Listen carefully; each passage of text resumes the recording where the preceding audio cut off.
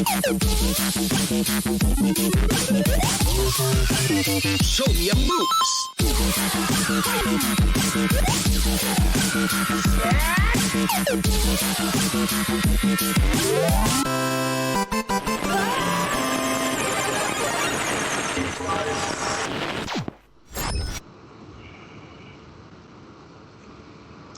And greetings, citizens of Townsville, and welcome to another episode of Geeklife right here live on Twitch.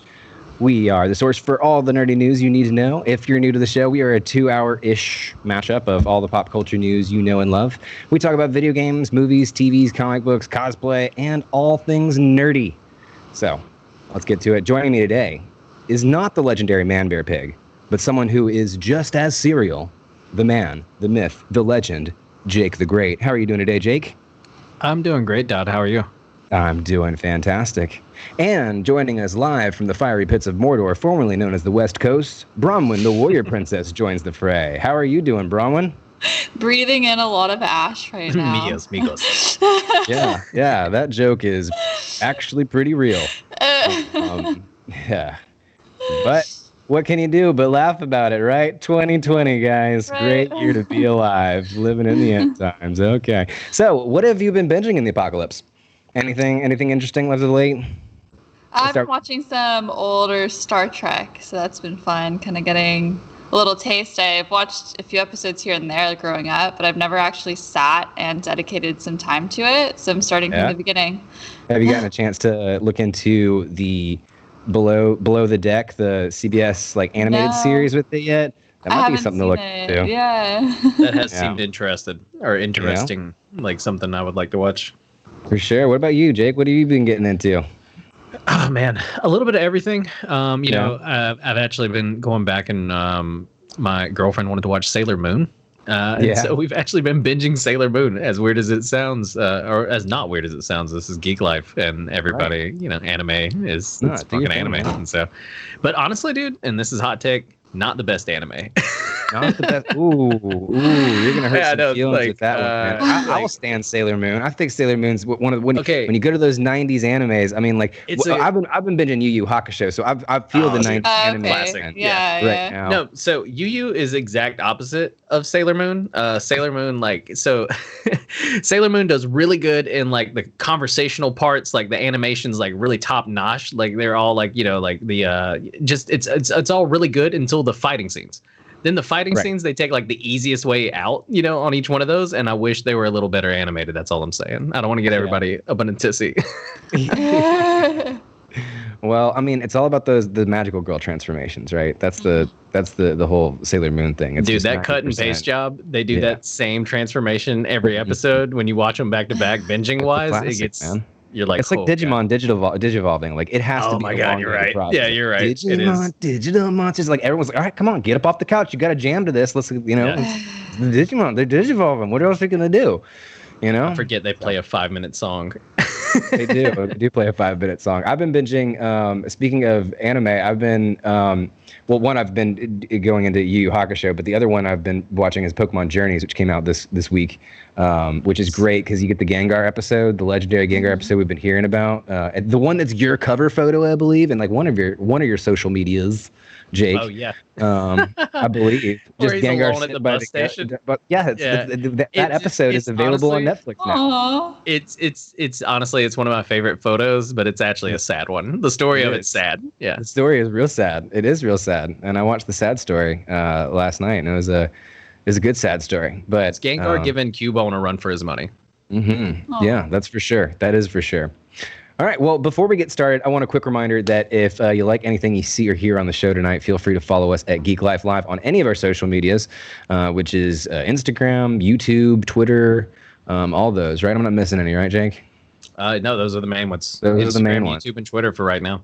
Yeah. And you can always also follow us on our personal social medias for additional content. You can find me at Rusebane on Twitter, WRUSE_BANE. Where can they find you, Jake? You can find me at Gonzo Gone Live on. Oh, wait. There we go. Yeah. In front of the microphone. There you go. On both Twitch and Twitter. I'm here. I'm on Twitter. I'm everywhere. Bronwyn, what about you? You can find me at Space Nymph on Twitch. You can find me there on Instagram, and you will not find me on Twitter. All right. We've got a amazing, thick show planned for you guys tonight. Hit us with that rundown, Jake. Yeah. Damn, boy. We got a thick-ass boy. Yeah, we one of do. my favorite vines of all time. But tonight's show is packed. As always, we'll get up to change the channel like it's the early 90s all over again and dish out some TV news. Luke Cage and Iron Fist could be back in action. The Doctor Who is in animation. And some cancellation news that's got fans saying no Team Venture. Which if you watch Venture Brothers, that's a good joke. Next, we'll order a cherry Coke and step in something sticky. For this week's movie news, Toxicity on the Justice League set, but there's no Poison Ivy or Scarecrow to be found. Dune is getting deserted by some fans before it even debuts. And finally, the mouse addresses some backlash from its latest live-action bastardization. And then we'll blow a cartridge like it owes us some money. We got some video game news. Epic is taking action against clout chasers. Xbox let the cat out of the bag or the box. A whole lot more, and I just can't get into that yet because you guys haven't finished the tutorial level. And then finally, we'll be diving deep in this week's deep dive. What makes a good adaptation? And speaking of good adaptations and transitions, this week's top Zen will be top graphic novels adapted. There we go.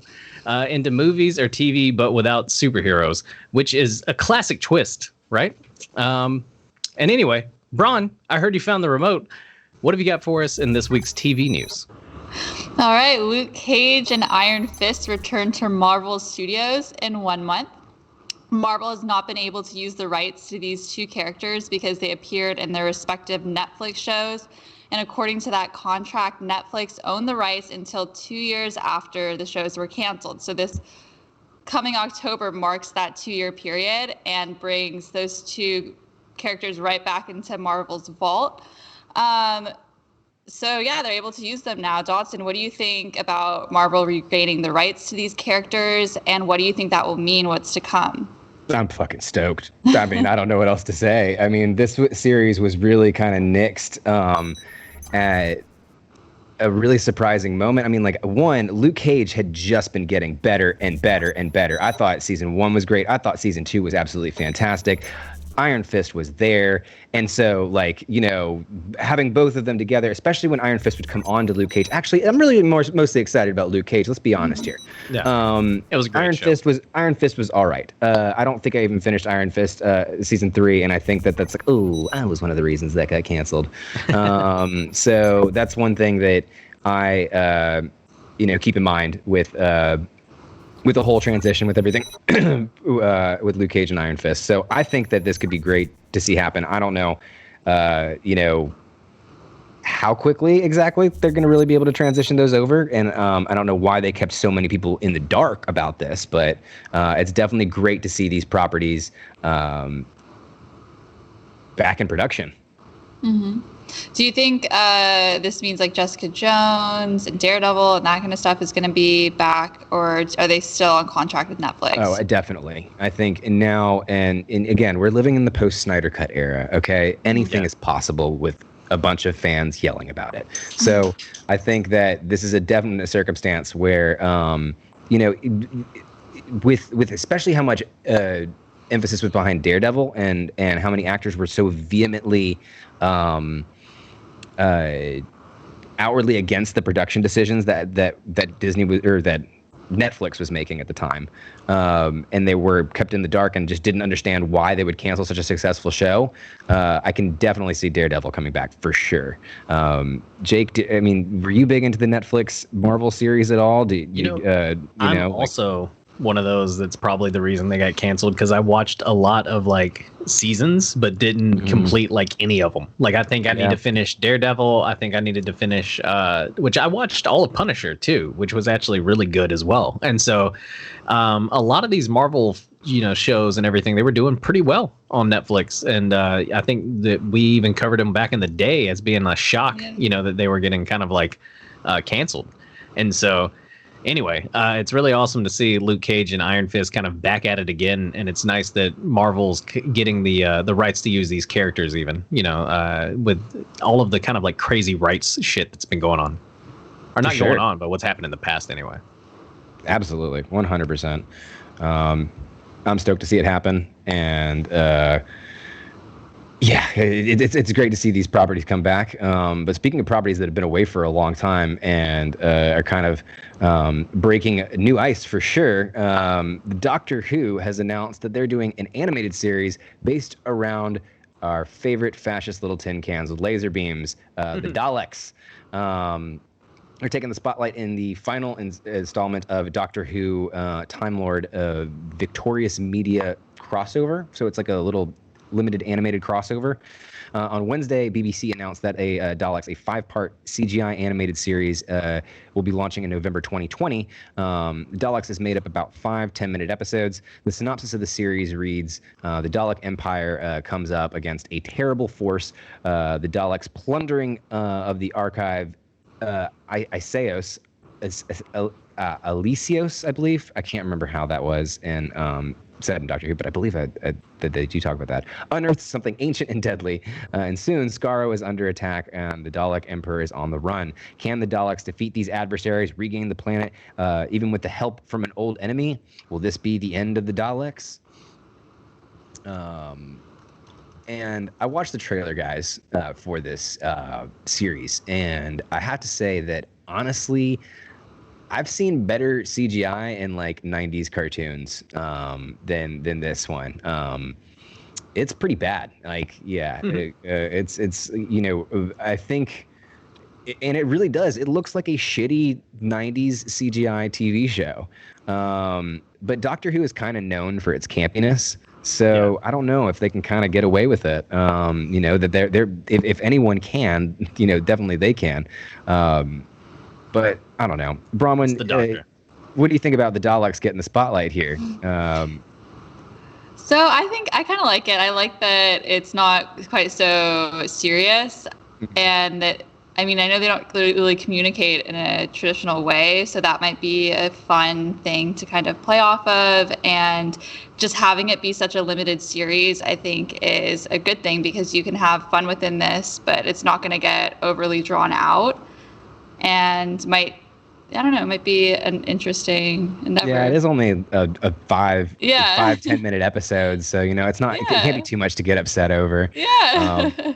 But it is that shitty, campy CGI, so I don't know. But Doctor Who has that campy charm. It's so campy. I didn't really watch that much Doctor Who, but I really loved Torchwood. And I just loved how over the top everything was. And just I feel like that show, it's like every character was so sexually fluid, which I thought was really interesting, which I didn't really see that a lot in American TV shows back then when it was out. I'm like, okay, wow, every single character is bi. Cool. Like, that's just like normal. I mean, if you're going to base a series off of Jack Harkness, that's you kind of have to,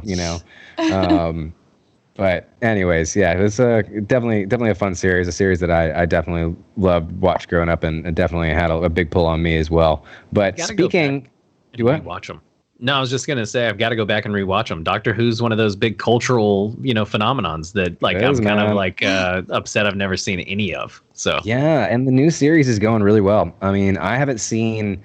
I don't know if I've caught up with the latest series yet, but Jodie Whittaker is a fantastic Doctor, and I love the direction they're going with her and all the changes that they've made to the Doctor over the years. So I don't know. Maybe we'll get something cool out of this campy little CGI series. But speaking of extermination, Jake has more cancellation news. What's going on, Jake? That's right. The cancellations, they just keep coming. The Walking Dead is officially shot in the head. It's done after 11 seasons. According to comicbook.com, season 11 will be a supersized season with 24 episodes, and it'll be like a farewell tour in a kind of a way. Airing is set to begin in the fall of 2021. The 24-episode run will span for the fall of 2021 and go into the beginning of 2022. It is unclear whether it will be broken into 3 8-part segments or 2 12-part halves. And so, oh my God, it is it's pretty big news. The Walking Dead is gone. The Walking Dead began in 2010 with its series premiere Days Gone By, airing on Halloween. In the years which followed, The Walking Dead became a global hit, claiming the #1 spot on cable and spawning several spin-off shows, including 2 more series, which will follow its conclusion. So, wow. It's been a hell of a run for The Walking Dead, but it's finally done. Rick Grimes finally killed his last zombie, which I think he did a few seasons ago. I don't know, no spoilers. Yeah. You're not caught up. Yeah. See, I'm not. That's the thing. I gotta catch up on it. Yeah. I know Carl is still going, and so yeah. But then also, unfortunately, that is not the only cancellation news we have. Venture Brothers creator confirms that the show has also been canceled.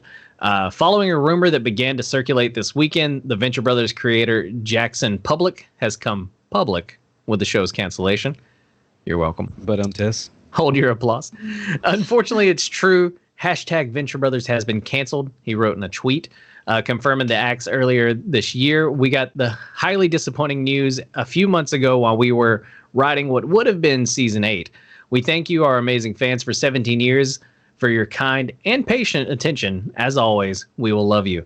Fans of the beloved series had previously become accustomed to lengthy waits between seasons for the series, and as such had previously assumed that we were just amidst another stretch without new episodes. The show's 7th and now final season previously aired in 2018 following a 2-year gap from its previous season.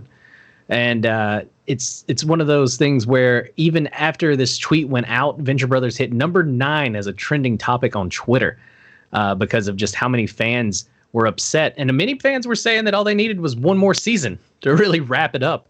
And so what do you guys feel about these long-running shows coming to an end? Dotson, Braun, have either of you seen? I know you guys have definitely seen The Walking Dead, but were you guys Venture Brothers fans?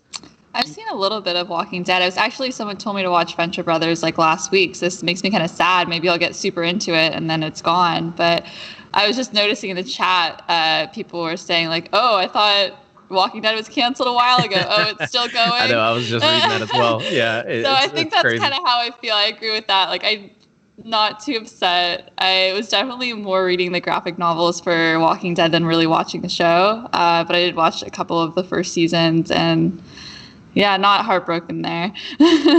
Yeah, no, dude, the first episode of The Walking Dead, the one that I mentioned, that aired on Halloween. I remember whenever you see kind of like the beginning of the little girl, the zombie and just that whole scene. And you're just like, oh my God, this show's awesome. Mm-hmm. And The Walking Dead took off. It was great for a couple of seasons. And then it became the same thing over and over.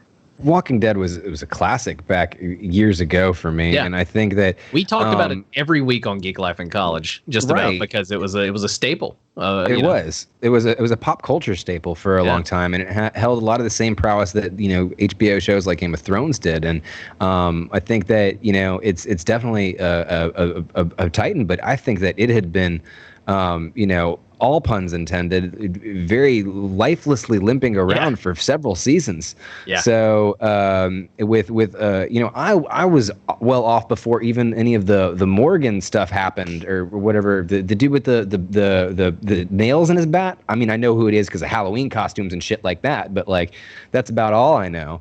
Yeah. I've definitely, been out of the loop long enough to be spoiled on some, at least, major plot points that come along the way. But, that was a show that I just fell off the bandwagon for.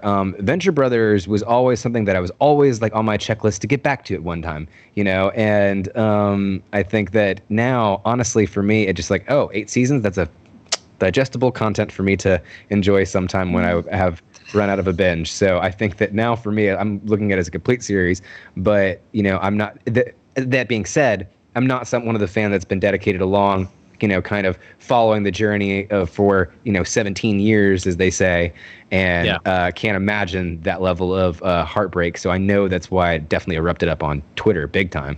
Yeah. No, it's like, I see a Go Team Venture in the chat, and like it's one of those where it hits the heartstrings. It really does, because I remember when this show first premiered, like some of the characters are going to be definitely missed Brock Sampson, one of the greatest bodyguards of all time. Definitely, if we ever do a top Zen on greatest TV bodyguards, or maybe even TV babysitters, because that's a good twist for him. You know what I mean? Oh, there you go. Yeah, like Brock would definitely be the top one, because he was always. I think it was the same dude who does the voice for Joe on Family Guy, and which is a great voice actor, and so I love hearing him more and more. Mm-hmm. You find the what is it? You find the llama, you find Cusco, and so find Cusco. Yeah. Well, that is certainly definitely not all the TV news that happened this week, but it's all the ones we have time for. We've got to move on to a ton of different movie news, including a lot of the revelations that came out from Ray Fisher this week, addressing mistreatments on the set of Justice League. Bronwyn, you have a little bit more about this story. Tell us a little bit what's going on. Yeah, in an ongoing investigation set into motion by Ray Fisher regarding toxicity and abuse in the workplace during the filming of Justice League, this continues to unfold. Warner Brothers released a statement last week saying that Fisher is not cooperating with the investigation, to which Fisher immediately took to social media, showing email correspondence proving his continued involvement in the investigation. He even went on Instagram Live to talk about some of the abuse he faced on set, including the film execs using back-channel communications to threaten his role as Cyborg on the set of Justice League, and even gloating about being able to replace him in the role with the new suit design in Doom Patrol. He even said when he brought this up to Walter Hamada, he brushed him off and discredited him, and said they tried to, quote, tried to minimize me as being an actor with petty creative differences. They failed. Even some of his cast members are standing up for him. In this case, Jason Momoa had his back. He took to Instagram with a supportive post of Fisher from 2017 Comic-Con with the hashtag I stand with Ray Fisher, which has become a trending topic on social media. Jake, what do you think of the unfolding of these events? Yeah, no, it's pretty it's been pretty wild. The Justice League movie has had nothing but it's been up and down this entire time. It has not lacked scandals. And it's crazy, man. Like the Marvel movies don't have this shit. So what's going on? Like, as a DC fan, I'm fucking livid. Like, chill. Yeah. No, I mean it's really gross. I mean, especially when you go through the details of how they were taunting him with some of that stuff. And, Cyborg has been a really popular character, but he also has been a character that's been tossed around a bunch. And to use that kind of against him, especially because of the creative decisions that they've done have really been at the detriment of their presentation of Cyborg, who's been a really, really cool character who they've not presented well. And it's really just showing more of their failures and their showcases of it. But to add an extra layer on top of that in their mistreatment of Ray Fisher not only explains why he was so adamant for the Snyder Cut and why he was, wearing the I Heart Zack Snyder or I Heart ZS shirts, even after Josh Whedon, he was going on sets with Josh Whedon, and being a kind of a dick about it. I mean, it makes fucking sense when you put it in context, Yeah. No, 100%. It's been insane. And like I said, I don't see as much of this kind of bullshit happening over at Marvel, which I guess everybody has their same things, because Marvel is part of Disney and we're going to get to Disney later. Yeah. And so it's just one of those where I think all the studios have their thing. Hollywood just needs I don't know. It needs a purge, if you will. I mean, definitely not in the way of the Purge films. I don't want to say I'm calling for a riot or anything. But dude, it's just it's about time for a change, especially in comic books shit, especially. Come on, man. Yeah. It's, like I said, it's DC. It's one of our favorite things. It should be they should be working, together to be more inclusive and to be on the forefront of that stuff. So exactly. And as you said, the one thing is I'm glad that actors are speaking out about it. I'm glad that instances this with Ray Fisher is coming out. I'm glad that, some of the other stuff that we discussed last week where some of these issues are coming to the forefront and these mistreatments are being known. And I think that that's a good thing, and it's a good thing to have that conversation. It's a good thing to get that shit out of Hollywood, really, and really work towards doing that. Mm-hmm. Yeah, and when you have, in this case, it's they say, oh, like, you're not cooperating. And he's like, yep, here I am. And here's why. I think it's important to be able to like have these platforms to share that kind of stuff and not just be silenced. Because if like we're in a culture where we're allowed to do that, we're able to do that, I think that's really great. Yeah, I agree. Well, in other TV news, a Borat sequel has been secretly shot and already screened. Yes, Kazakhstan's leading export outside of potassium is back in the limelight once again. Borat 2 was secretly shot, filmed, and screened. Plot-wise, it suggested that the film will feature the renowned Kazakhstan journalist as a newly found celebrity after the success of the first film. So he tries to blend himself in by playing a different person. The report says that it is Cohen playing Borat, playing Cohen. So they're trying to see if they can get the feature out by the year's general election in order to convince younger voters to go to the polls. So for me, this leans into a possibility that some of the stunts that he pulled earlier this year. Did you guys hear anything about this when he was at a Trump rally and he got them to kind of sing these racist chants back to him? And yeah, I remember that. Then not only that, he was able to sneak back into the rally after they kicked him out, as he just took off his disguise and came back in acting like he was a film intern. And let him back into the rally. Yeah, it makes me think that might be part of this Borat 2, especially because it's Cohen allowing himself to play himself. But I don't know. It's interesting to see how far he even takes it. Like, was his show on? Because he had the show on Showtime. Right. Was his Showtime show? Was that Borat? You know what I mean? Like, it's going to be really. It's a whole nother level. And with them saying that they're trying to get it out before the election, that show was hyper political. Right. He made a lot of local politicians, a lot of people look pretty ridiculous on that show. Right. And so it'll be interesting. How deep could this go? Sasha, you genius. I'm excited. Exactly. Bronwyn, do you think that Borat has a chance to help influence younger voters? I definitely think he does in this. I mean, he is very influential and throughout anything he's done. Yeah. Borat did a good way of like showing being that Borat was an quote unquote anti-American film by showing how, from an outside perspective of someone coming into the country, especially someone who might not know our customs and culture, how kind of the shitty racist underbelly that we have there, and poke fun at it. And that's a lot of what he did in that film. And I think that this time in particular couldn't be a better time to do that, personally. Yeah, and I think it's also really interesting because when he puts on these characters, when he there's so much involved in it. You're like hiding behind a character almost, but now he's stripping all that away. And even though he's a character within himself, you're putting yourself, like all those articles that came out, or like the press that came out about him doing that was attached to him, Sacha Baron Cohen. It wasn't attached to a character. So I think that's a whole nother dynamic that's just so fascinating to delve into, of letting you be vulnerable as yourself instead of putting a costume on and putting a character on and then trying to expose these things through that. Yeah, completely. I completely agree. That's not the only thing that was coming out, especially in problematically in the desert. That's for sure. The Dune trailer. Nice transition, Dodson. Yeah, thank you. The Dune trailer was released, and there's a lot going on with that.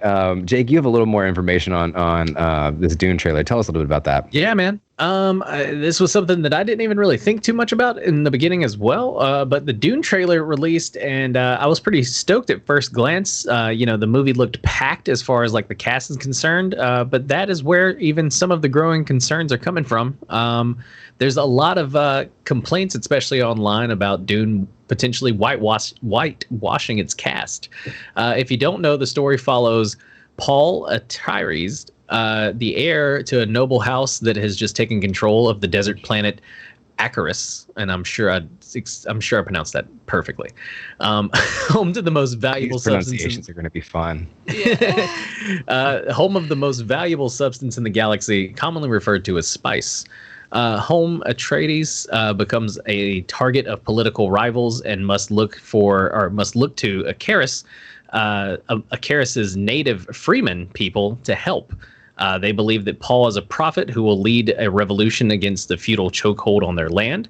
And, putting aside the obvious similarities between the struggle over oil in the Middle East in the 60s and the fictional power struggle over spice in the book, the nomadic freemen are where many people believe Arab and Islamic influence is the most felt. Their features are described as dark and tan, and their language is even made up of Arabic words. Paul's name means teacher in Arabic, and they call the sandworms Arabic words for thing and immortality. Paul's death's commando bodyguard, the Fradikin, derives its name from the Arabic Fradin, a term used to describe military groups willing to sacrifice themselves. So even their collective name is a nod to Berbers in North Africa, from whom Herbert heavily borrowed the nomadic desert-dwelling lifestyle from in his writings. What do you guys feel about the lack of representation in the film's cast? And are you guys still stoked for Dune? Dodd, what are you thinking? Well, you just listed off a lot of different things that they are definitely borrowing from Arabic culture. Like, I think there's undeniably... Borrowing is a fun word to use. Borrowing is a fun word to use. That's a really nice term for it. There's a lot of that there. And, especially when you look at this film as a remake, and you look at the older iterations of it, there's a lot of people out there that are like, well, this is a remake of a sci-fi film. Shouldn't be. And I'm like, okay, no. The sci-fi, the film that you had back in the 80s, which was almost completely whitewashed, was just really bad. This is just, I mean, it's still bad. It's just still bad. It's almost even worse because you're that blind to it in this day and age. Now, 2020. In 2020, if this was just some one liberal white woman that was mad about this, that would be one thing. But there's been plenty of Arabic people, particularly Arabic women, that have spoken out about how viscerally, especially once they knew the knowledge and the culture of it, of how much it's almost enraging, how much they stole from it. So I'm on the side of a little bit more cautious about this film after kind of looking into the history of it. It's kind of one of those ones that, you dig too deep and all of a sudden you feel, well, crap, this is really borrowing, this is not good. This is like Pocahontas shit. Yeah, bordering on appropriation, if you will, Exactly. Especially for profit. And so, but Dune isn't the only one that's in hot water over diversity issues. Bron, what's going on over there with Milan this time? Yeah, well, Milan has been hand in hand with controversy throughout the entire making and release of this film. So it's not news here that there'd be some more news unfolding about this. Mulan was just released and already made a whopping $33.5 million just in the first weekend and just on Disney Plus. So that's not even counting in studio. That's just through the platform. Not terrible. And while this production has been riddled with controversy, the most recent of which was brought to light during the film's credit sequence. The film gives special thanks to the Turpan Municipal Bureau of Public Security, a Chinese bureau that has been linked to the oppression and cultural genocide of Uyghur Muslims in the region, which I'm sure I mispronounced.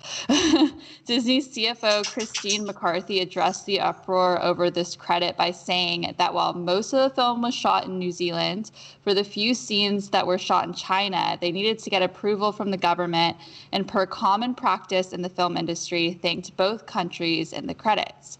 This controversy runs a little deeper than just a thanks, though. People are upset that in the region where they were shooting, it coincides with the rise of re-education centers during the same time in 2018. These centers are a place where Muslims were forcibly detained and persecuted by the Chinese Communist Party. Dodson, is it a production company's responsibility to take these factors into account when filming? And even if they are not actively supporting these atrocities, should they be held complicit? Abso-fucking-lutely. I mean, especially the stuff that's going on in China with the damn near genocide I believe it's a Uyghur, I believe how it's pronounced. Okay. I think so. I'm not sure. I'm not 100% positive. My favorite spin in all of this, though, as a PR guy at heart, is the re-education camps. You know, like Jesus Christ. Oh my God. It's absolutely disgusting, and it's absolutely disgusting for Disney to be complicit with genocide, and it's absolutely even grosser when you find out that the main actress is not only is a vehement supporter of the Hong Kong police. And I don't know if you guys remember, before 2020 hit, all right, we were standing with Hong Kong, and they were the original, Antifa terrorists in the streets. Back when we supported being anti-fascist a couple of years ago, evidently, only if it was in China. But anyways, no, I don't think that I'm going to be giving Mulan my money after all this stuff's happened, especially with Disney's treatment of it. I think that, in times like this, when the world's literally on fucking fire, and we have fascism trending, that you got to kind of make some important decisions with your money, and ethically. And I think that for me, with what's going on with Milan, that's worth not giving it my dollar. And it's the original movie has its problems. Obviously, people talk about it, for the things that it has. But like at the end of the day, at least it has a fucking soul. Like this movie, from all of the reviews, seems like they took the music out, they took Mushu out, they took like all of these characters and everything that you loved about the original one, but then they also didn't add anything. So it's like a $30 cash grab that didn't add shit to an awesome story. And so anyway, I hate that we got to quit watching these live action remakes. Like the Aladdin one. I haven't watched a single one yet. I haven't watched a single one. It's still not as good as the animated one. Like the Aladdin one was like, okay, still not as good as the original, right? Like it's one of those where like, no, Lion King, no, but even it had a part or two, like the new Timon and Pumbaa at least laughed, right? But this new Mulan, I have not heard anything good from it. I haven't heard of any redeeming qualities. And so it's just like, it's time for us to just completely cut Disney off on these live actions, because they're just cash grabs at the end of the day. Yeah. Right. Yeah. All right, I'm off my soapbox. They need new stories. Give us new stories. Exactly. Give us something other than the rise of authoritarian regimes to talk about in your fucking movies. Even if you're going to do a remake, and do a live action, at least do it well. You know what I mean? And because they've done okay on some of them, but it's just like they can't hit the mark continually. And on Mulan, they just completely missed it. And ideally do it without endorsing genocide. Yeah, no, exactly. But this movie, and it was made for China, I think, is what a lot of people have been saying. It was made directly to that audience, and so it's one of those where, like, if you feel some type of way about what's going on there, and all of that, then it's not the film for you. And I think Disney's going to be okay with people like us, complaining about it. But hopefully, more people will, and it'll force some change in the future, at least. I hope so. Disney's really, really huge, and I mean the only way they're going to listen is with voting with your dollar, but without it. Yeah. That's the biggest thing, is that they're still kind of like they're a publicly traded company, so they're still one of those that are adherent to kind of capitalism.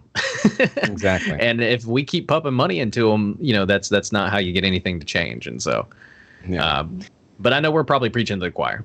We are. And again, now we're at a point where, again, that's not even all the movie news that has come out this week. We still haven't even talked about tons of different stuff, but that's all the time we got time for. We got to move into the video game section, and we got to talk about what's going on with Epic Games taking action against Fortnite, against Fortnite clout farmers. I'm not too familiar with this term, clout farmers, but anyways, Bronwyn has a little bit more about this. Bronwyn, what's going on with the clout farmers in Epic Game in Fortnite? Yeah, I'll tell you what clout farmers are. So Epic Games is basically, they're going so far as to not only punish cheaters, but also take action against people who falsely brag about cheating or being banned. So they didn't cheat, they didn't get banned on the game, but they get clout by saying that they have for some reason. So they claim these, quote, clout farmers get in the way of actual investigations, and therefore are just as much as a hindrance to the game's integrity as people who are actually playing dirty. They aren't clear as to what these exact actions are that will be taken against them. So it can be anything from a warning to, if you don't adhere to that warning, actually getting banned. And, you know, once they get banned, then they weren't lying about it. But yeah, I'm not too familiar with Fortnite. I know, Jake, you've played. Is there any benefit to hyping yourself up as a cheater? Because I really don't see how this can give you clout. not as much in the game. It's one of those things where, like, if you take some video of a game and then you post it on YouTube or on some type of other social media, and you're saying like like hacked game, check it out, like top banned Fortnite player or whatever. And like, it makes people think like, oh, so this guy cheated and I'll give him some views, because people like to watch weird hacky videos, videos of hackers, videos of cheaters. They get a lot of views.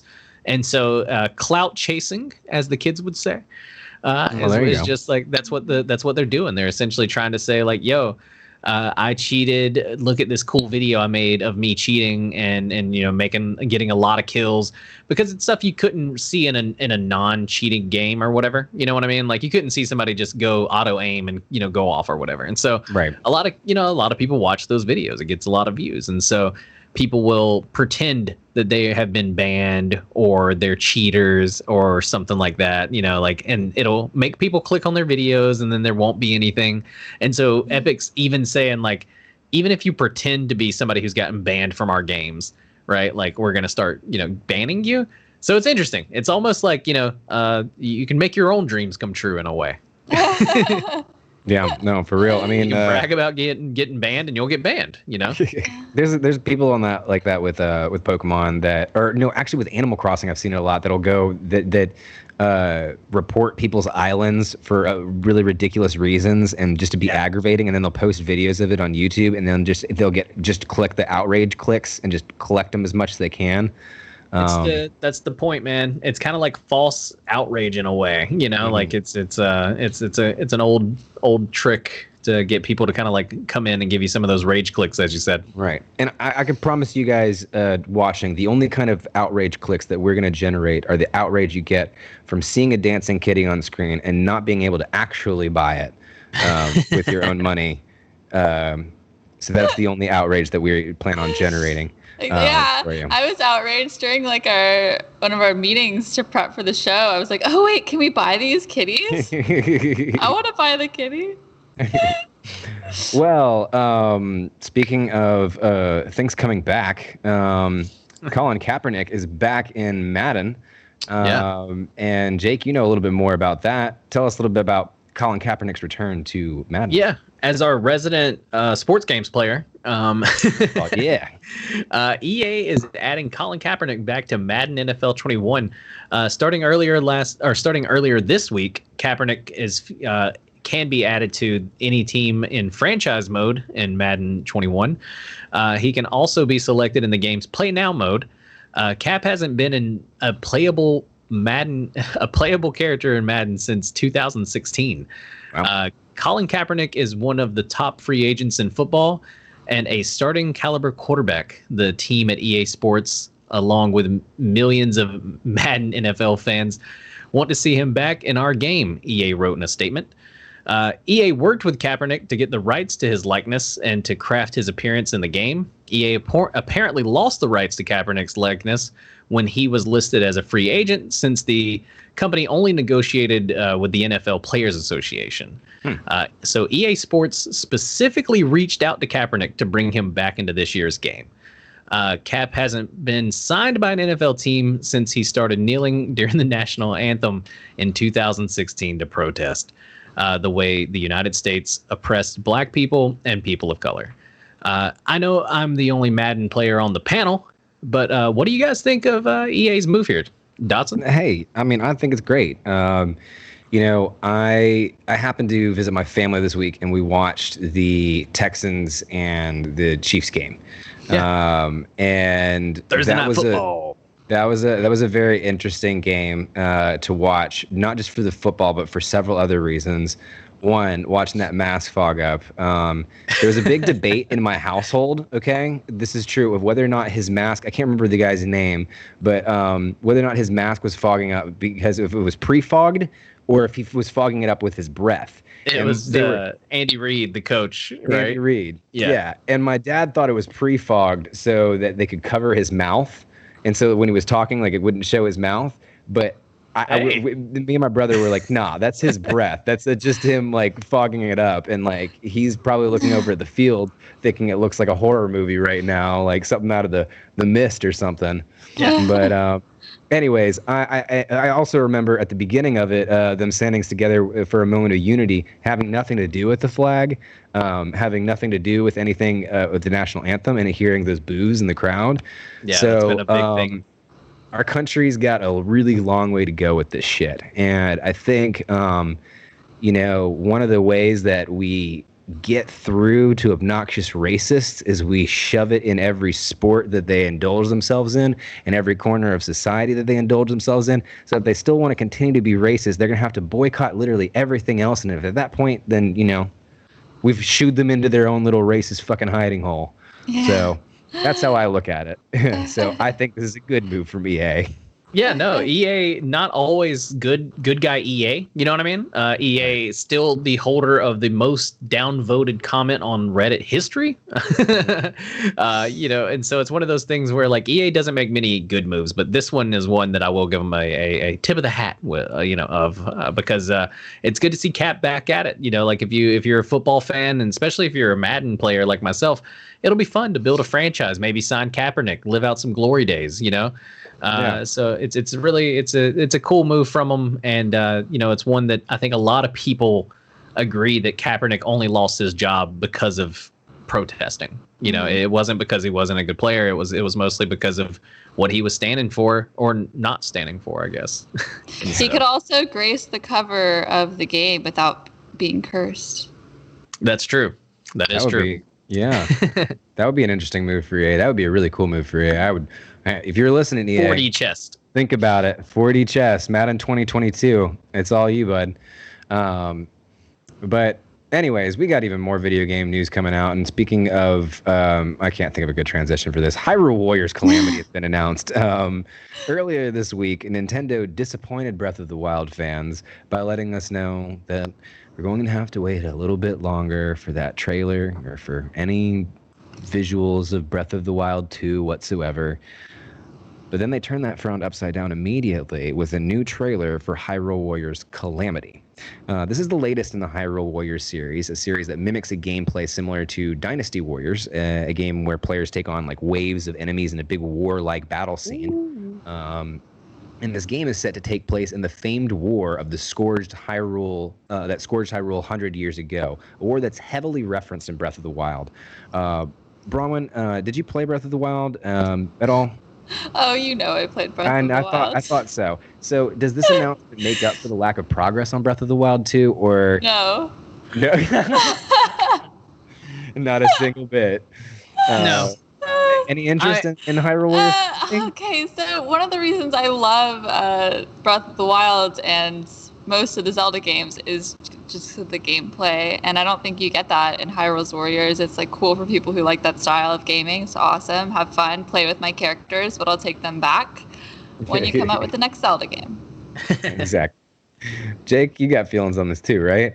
Yeah, no, I mean, I kind of lean with Bronwyn on the fact that, like, I still need some Breath of the Wild too. Like, but as far as snacks are concerned, if they're handing them out, like, Daddy's hungry. I'm gonna take them. Yeah, that's I feel that lastly about it. I feel like I wasn't really big on the Hyrule Warriors first one, but now I'm like, okay, this is going to take place in that 100 Years War, which I do find that interesting. That's going to take place in that time period. Yeah, so the lore is really cool. And the Dynasty Warriors aspect of it kind of gives way to that a lot. So I think that that's really interesting.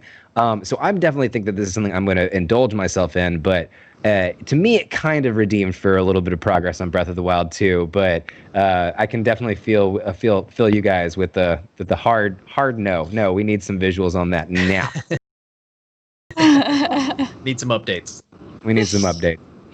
Well, Anyways, speaking of updates and big updates, the Xbox Series X and S release dates and specs have been confirmed. We've only got one X-Bone in the building, and that's our man Jake the Great. So, Jake, tell us a little bit about what's going on with the Microsoft piece. This was honestly, kind of hearsay leak data, leak news last week. And then it was confirmed earlier this week that the Xbox Series S and X release dates and specs are finally here.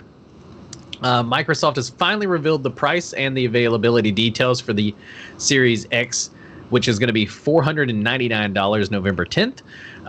And if that isn't enough for you to get excited about, the company revealed a whole other game console as well. The Xbox Series S is a pared down, smaller version of the Xbox Series X with a much more modest price at $299. Technically, the Xbox Series X has more memory and a beefier processor components that run at faster speeds than the Series S, but is all in the service of hitting 4K and 120 frames per second while gaming without upscaling. Or it's 8K 60 frames per second with it if you need to get that. The Series S's target of 1044p and 120 frames per second is a lot less demanding, hence its lower power components and the smaller body. It's more for streaming video. The Series X can do native 4K while upscaling to 8K, while the Series S upscales to 4K. Basically, there's a lot of other amazing things. The X is a terabyte, where the S is going to be coming at a 512 gigabyte storage. And Microsoft is offering both with its 2-year Xbox All Access bundles. That's its plan for leasing out the Xbox Plus, a subscription to the Xbox Game Pass Unlimited, with the Series X for just $35 a month and the Series S for $25. And so, long story short, guys, Microsoft has given people options here. PlayStation, for a long time has pretty much been kind of Nazi-ish in that area. But Braun, just one option. Will this be getting you back on Microsoft this year? No.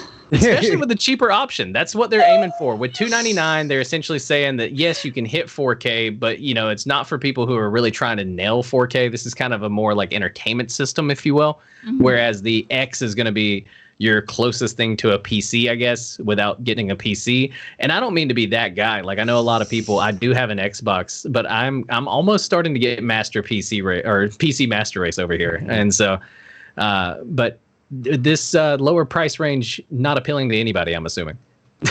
Not here anyway. I mean, like the lower price range, can you still play games on it? Can you still play the regular series game? I mean, I feel like there's going to be plenty of those people that just want to play the games and want a cheaper option. That's a cheaper option to have it available. I think it is nice to have something within the $300 range. $299, you get the same games. It's still supposed to hit native 4K with upscaling, right? So you're not going to get 120, but you're definitely getting 60 in most games. And so it's one of those where, like, if it's just a fun thing to play with your homies every now and then, and that's not really you're not really that competitive, you're not streaming or anything like that. Yeah, you're not streaming anything like that. Like, it's $300 for an X-Bone. And so it's essentially saying, if we have an exclusive that you were trying to play, but you are Team PlayStation, here's a cool little option you can cop for $300. That is pretty nice. That is. Yeah. Did I just sell it? Oh, goddamn, Microsoft, give me a call, baby. Like, that's the pitch point for Switch, though. Like, to get into the Nintendo thing, your barrier of entry is only like what, a $250 Switch. That's not that high, and so like a lot of times it just took a good game. It took me Smash Brothers, and I got in here, and now like Smash Brothers is not the longest played game I have. I mean. You already had Breath of the Wild on there. You already had, there's so many good things, and that same option over for Xbox. Yeah, that is very enticing, actually, to offer different levels. I have an inside scoop just because we have a lot of viewers right now, and I want to give them one. There's talk of a 4K Switch coming. We don't have any news on that this week. Maybe we will next week, but a 4K Switch could be in the works by Nintendo. So. But crazy. Word on the street. Speaking of other news, though, word on the street is that Assassin's Creed pushed Valhalla to match the new release date. Bronwyn, can you tell us what you know about that? Of course I will. Assassin's Creed Valhalla reveals a new release date. They are going to coincide the release with the release of the Series X. So they're moving the release date of the much anticipated Assassin's Creed Valhalla forward a week. So it's not coming out that much sooner. It's moving from like November 17th to November 10th, but still, it's going to be released with the console. And I think this is awesome. So they're having a really neat perk that they're including. If you buy the version of the game from the older console, so if you buy it for the older Xbox, they will upgrade it for the Xbox Series X free of cost. So I think this is really cool. So if you're not rushing to snatch up one of the first game consoles that are released, you can still buy the game itself, and then once you have the newer console, they'll upgrade it for you. I've never heard of a game doing that. I think that's really amazing. And it's unclear what the PS5 will be, when will it be coming out, and how they will incorporate the title into the launch, if they will at all. Yeah. But I think that this free game upgrade would be even more beneficial to include on the PlayStation, or maybe not more beneficial, but I think have them include it too, especially if that console comes out later than the Series X, giving more time between the game release and the console release. I think that they should be taking a lesson from Xbox on this one. What do you guys think? Yeah. I mean, I think that they definitely they would be it'd be wise for them to consider Assassin's Creed in their launch, especially with what they're competing against, and to at least mimic the same things that Xbox is doing. It's the same kind of horse race that they were playing in, what was it, 2014? When it was between the Xbox 4 and the Xbox One, where they were talking about their features. And right now, I think with Xbox breaking their console into 3 different series at 3 different price points, if I'm at PlayStation right now, I'm kind of running around, with all my papers on fire, like that SpongeBob meme, like like trying to figure out how to kind of compete with that. Because I don't think that they have, now introducing the PlayStation, 4.5, like I don't know if they're going to be able to kind of figure that out. So they've got to figure out how to match that, especially with Assassin's Creed being such a flagship title that's not exclusive to each kind. That'll be the game that those games are compared, those consoles are compared on. What it looks like on the PS5 and what it looks like on Xbox Series X and all the different varieties. So it'd be wise for them to get on board with Assassin's Creed. And this is a smart move too by Ubisoft, which I think is the Assassin's Creed guys, because they're now they're going to be considered almost a launch title whenever they're not really a launch title. It's one of those where because like you said, it's not an exclusive. It'll be on the PlayStation 5 once the PlayStation 5 is ready to go. We just haven't heard news. And with this news of the Xbox release, with its price, it's definitely going to put some pressure on PlayStation to get that price out there. And so I wouldn't be surprised if we hear about it this week, to be honest, But it's one of those where it's going to up the sales. So it's a smart move by Ubisoft to kind of try to push it, a little bit earlier to match that Microsoft or to match that new Xbox release date. What would be interesting is if PlayStation sees what Xbox is doing with this cheaper version, like more affordable version of the console. What if they're like, okay, we're doing it too. We're going to have this version that is at a lower price point to try to keep their people who might go over to Xbox just for that cost. Yeah, I think so. Well, Microsoft's doing a lot of new, weird things with Xbox. I mean, a lot of good things with Xbox, and they're making big moves with Assassin's Creed.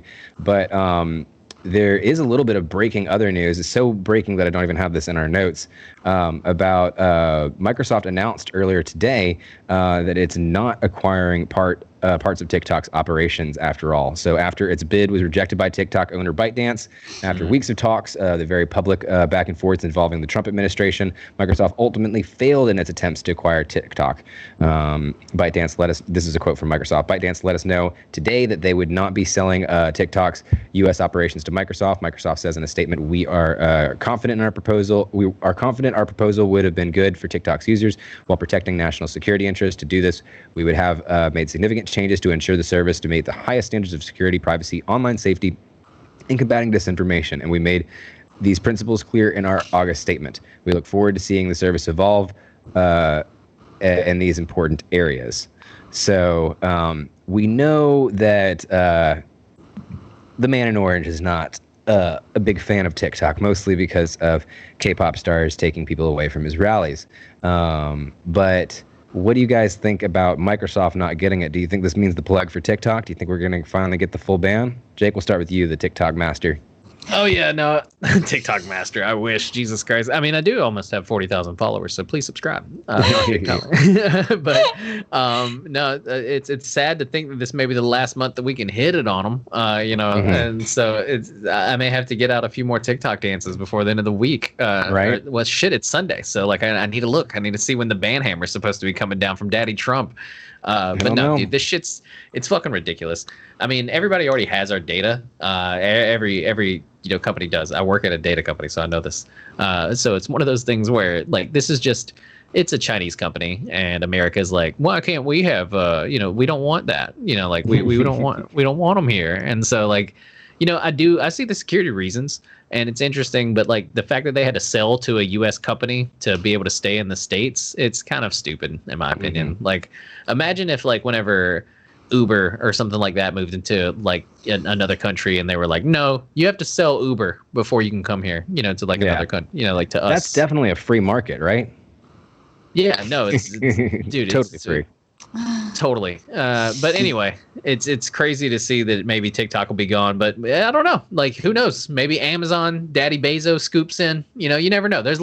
We got a lot of billionaires floating around, and they're probably looking for a platform where they can data mine. So yeah, or they're looking for an awesome podcast that they could sponsor. Would that be like us? That you could always sponsor us billionaires if you find us. But you probably got right after you purchase TikTok. Right after you purchase TikTok, yeah.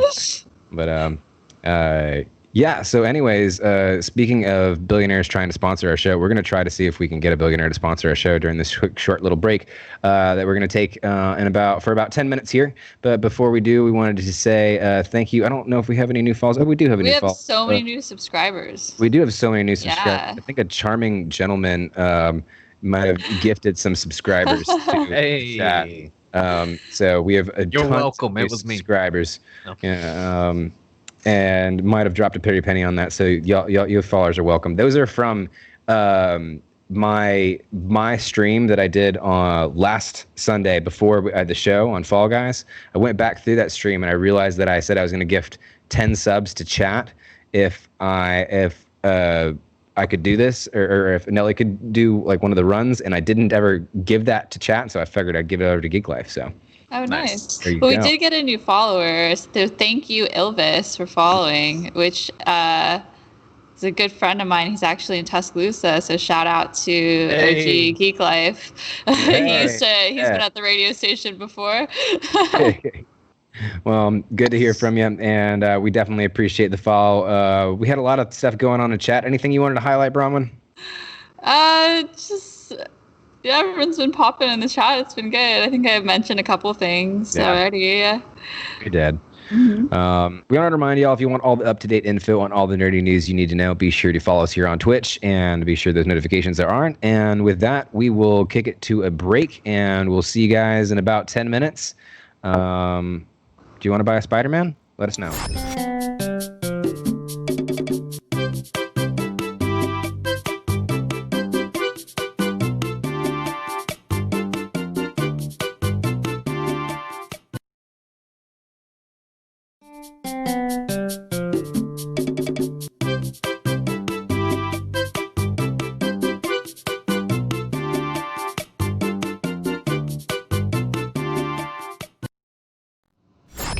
Okay, there you go.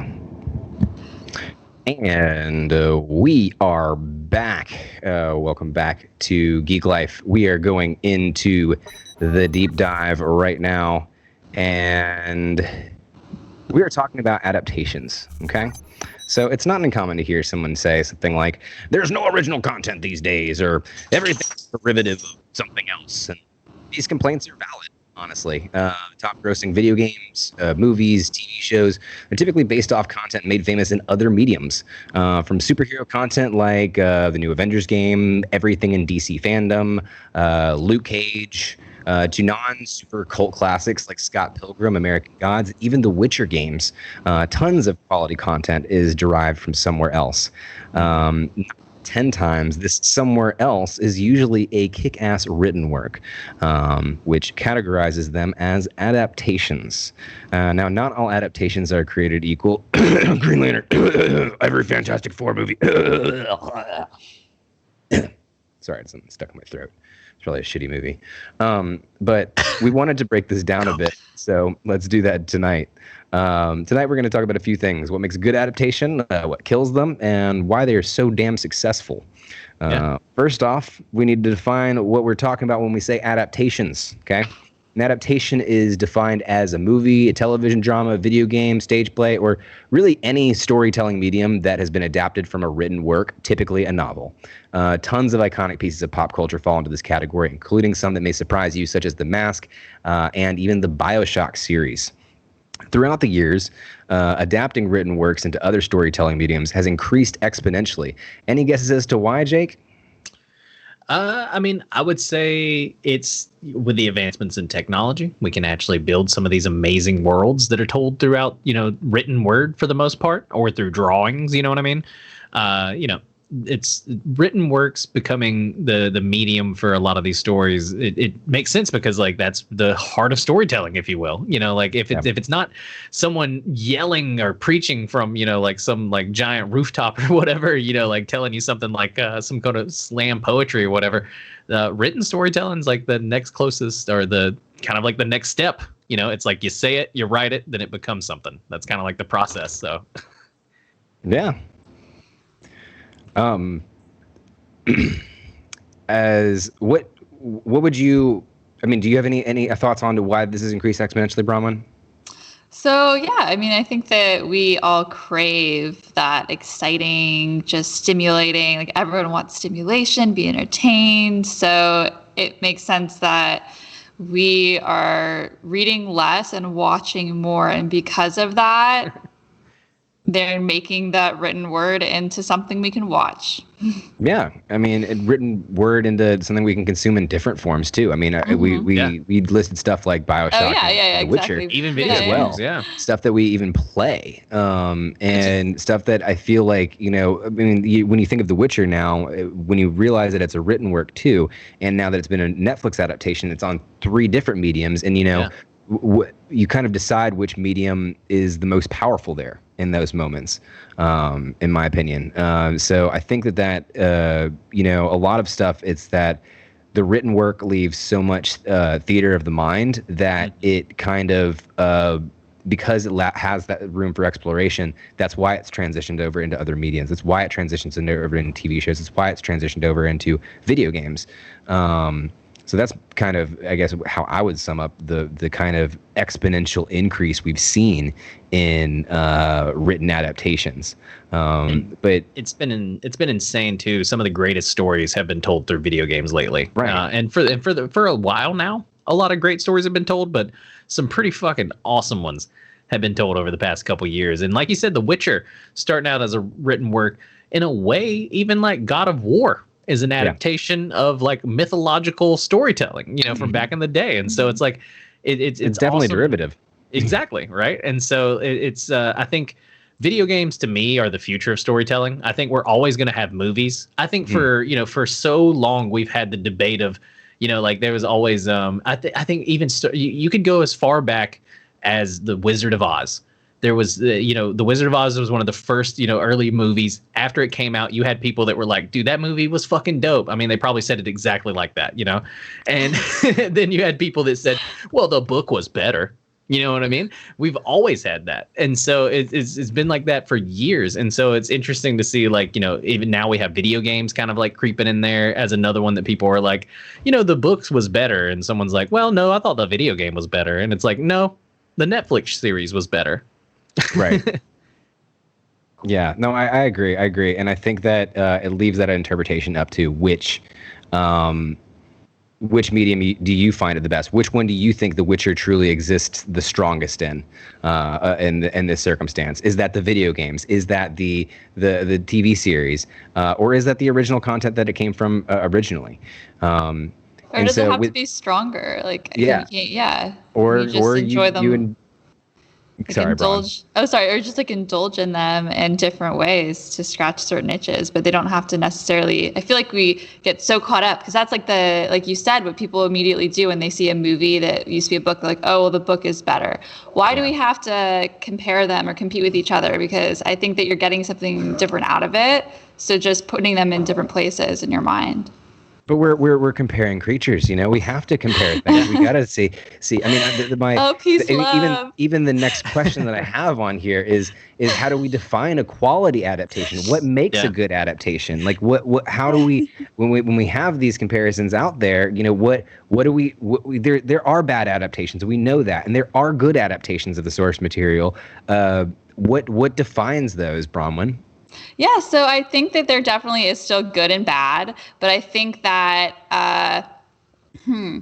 So I think there may be two major schools of thought on this. One is keeping something so close to the original source material that it's almost like page by page exactly accurate, or there are adaptations that just are a lot looser, or maybe twist and build onto something.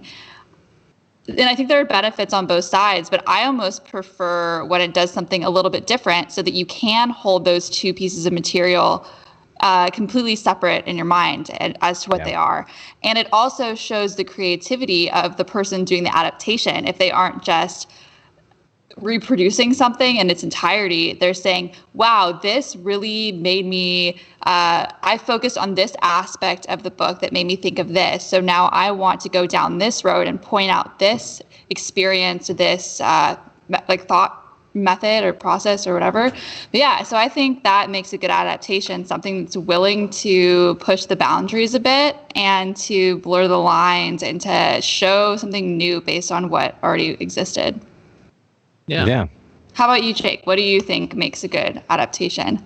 No, I agree with a lot of the things that you said. And so it's just one of those where, like, I think, a great adaptation is when they can take a familiar story and add on to it, right? Like we had kind of, mentioned that with, like I said, even God of War, the original, like those characters were phenomenal. Somebody in chat said Stephen King movies are hard to watch because his books are so descriptive, right? And so it's one of those where, like, the book is super descriptive, but even I think the films are still a great adaptation of those works because they're super visual, right? Especially the newer ones, right? They really nailed the visual aspect of it. I mean, it's still got a little iffy here and there, and some fans are still a little mad about it, but some fans really did enjoy it, and I was one of those. So I thought it was a pretty decent adaptation. Unfortunately, I'm not a big reader. I wish I was. I read comics, things like that, but it's something about an actual novel. Like, dude, it's got to have pictures for.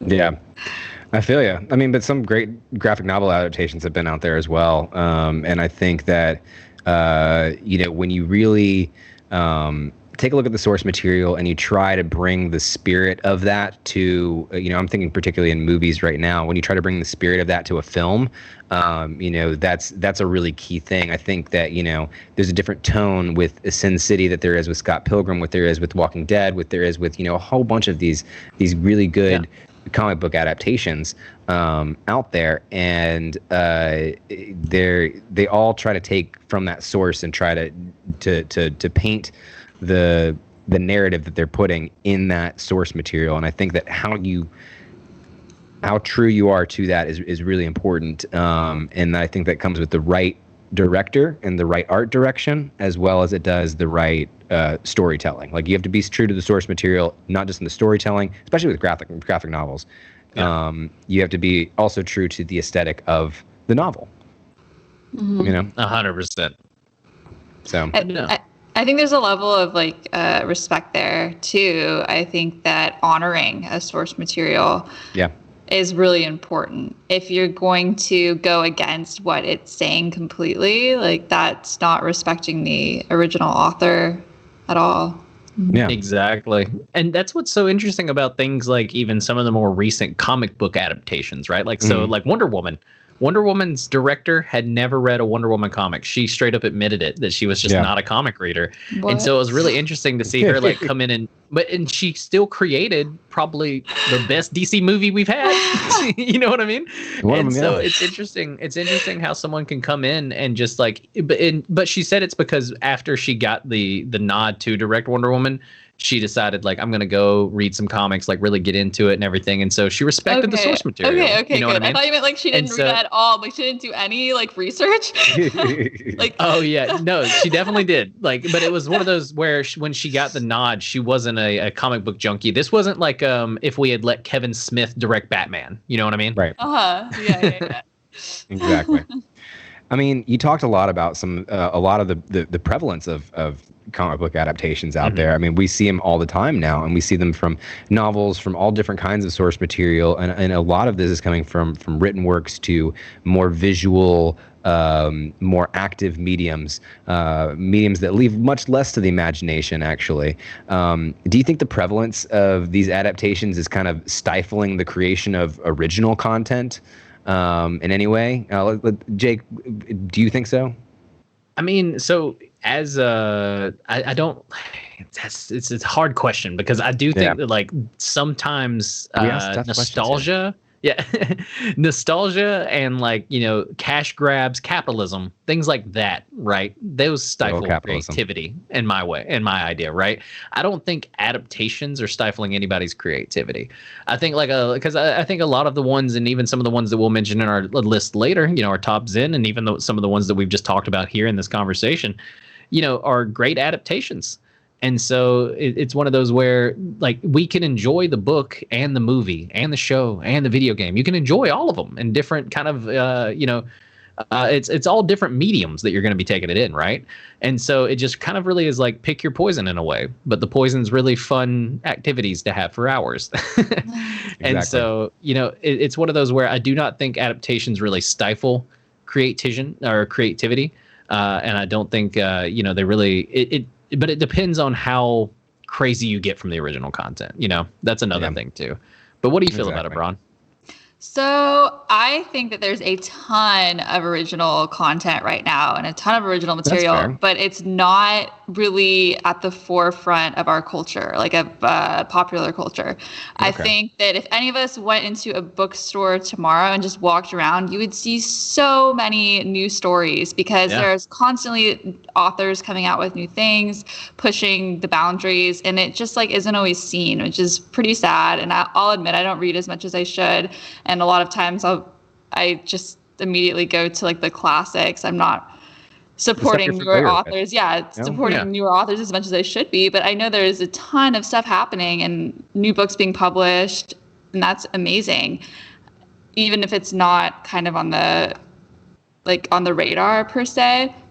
Yeah. And what is new? You know, like that's a good question. Like, because like, you know, every year we get, you know, we're like, every year there's more and more shit coming out. Right. And so it's one of those things where like everything, you know, like, you know, eventually everything's paying homage to something, you know, in a way. Right. Like it may not be a direct adaptation. It may not be a direct ripoff or anything like that. But like, you know, part of creativity is taking like, oh, shit, that's a really cool thing that guy did. What could I do with that? Yeah, it's like that saying, like every story's been told, it's how you tell it. Yeah, right. You know, and like we had talked about, I mean, we wouldn't have Umbrella Academy if we didn't have Doom Patrol, right? But like Doom Patrol's great and Umbrella Academy's great. And we wouldn't have either one of those if not for X-Men, which is also amazing. And we wouldn't have X-Men if not for the Civil Rights Act, you know? So like, I mean, it's a lot of, it's very interesting your point, Bronwyn. I think with like there is tons of original content out there. It just doesn't get the limelight, and it beckons to like the fact that we do go to content that we're familiar with. We do go to content that we've invested a lot of time with. You know, I've invested a lot of time with Doctor Who, so when I see a TARDIS, I jump back into that 12-year investment that I've had in not 12 years, it's probably like 8 years investment of Doctor Who. But Pokemon, like God forbid, that is like near probably 20 years of investment. Yeah. That you jump right into. And that's why those things are so emotionally, you just cling to. And so I think that there could be an argument that the prevalence of it does kind of stifle the exposure for original content. But that doesn't mean that, original content can't exist or can't shine. It just has to really, really be good. It has to outshine Dune. So make sure you have good representation. We talked about reboots and remakes a few weeks back. Are adaptations the same kind of thing? Bronwyn, why or why not? Adaptations, same thing as reboots? Ooh, this is exciting because I wasn't here for the reboot conversation, so it's nice to be able to jump into it. Exactly. I think that they are different. I do. I think that reboot is just more redoing something, whereas an adaptation is kind of like building off of something, if that makes sense. Right. So I do think that there's a differentiation. You're transitioning it to a completely different media. Like I was saying earlier, it's taking it from the theater of the mind to the theater that you buy popcorn at, Whereas like Men in Black versus Men in Black International, like I feel like that's like a reboot. Exactly. Yeah. But Men in Black is an adaptation, which we'll get into later. So that's just many layers deep. So many layers, yeah. But Jake, what do you think? Yeah, no, I think it's funny that you use Men in Black as the example because, like you said, it's Men in Black is an adaptation that is also has a reboot, right? And so, and I think there are maybe a few other examples of those that are out there. I wouldn't be surprised of it because of, like I said, those things earlier. Capitalism needs that money, baby. We got to keep getting the reboots out. We got to get adaptations out. We got to get different things out so that people can buy it, right? That's kind of part of it. We need options so people can buy them, and so it's kind of it's one of those where, though, I do believe that a reboot is a completely different thing than an adaptation. I think we all agree there. It's just, but reboots can be adaptations. Adaptations can have reboots. So it's a pretty funny little circle that we kind of got going. Mm-hmm. Yeah, I mean, I think that, a reboot is more of a regurgitation of an old thing. Like you're taking a series and you're, like Jurassic Park and then going to Jurassic World. Even in those senses of trying to create that universe, but you're kind of really taking an existing medium and transitioning it into the future in the existing medium that it already was. And I think that adaptations, usually the big difference is it's taking it from a source material and translating it to a very new media. And that is a step for it. When Sin City went from the comic book to the movie, how that looks was very, very unique. And I think it was, one of my personal favorites. But, with that said, every media has its unique challenges when you're transitioning to new media, of course. Even in games that are after movies, traditionally, usually kind of fucking suck because so much of their story relies on what happens in the movie. And so they have to, the writers kind of have to build around that, and they just kind of build gameplay around an already kind of chopped up story that's, mostly cinematic and, blah. But anyways, are there any similar challenges in writing adaptations, Jake? I mean, I think there's just a lot of challenges, right? And it's for a lot of the things that we mentioned, like people, especially if it's an adaptation of something else, folks are going to be like, I liked the book more. I liked the graphic novel more. They didn't do this right. They didn't do that right. And I think for video games, that's especially hard because sometimes, especially if the video game doesn't have source material, like a Halo, for instance, the people are so infectious, they're actually so wrong about that one. I think Halo does have a written novel. Oh, that came out before Halo? Like the actual game, though? I'm pretty sure it was a game, then it had written novels, TV shows, stuff like that. I may have to research it.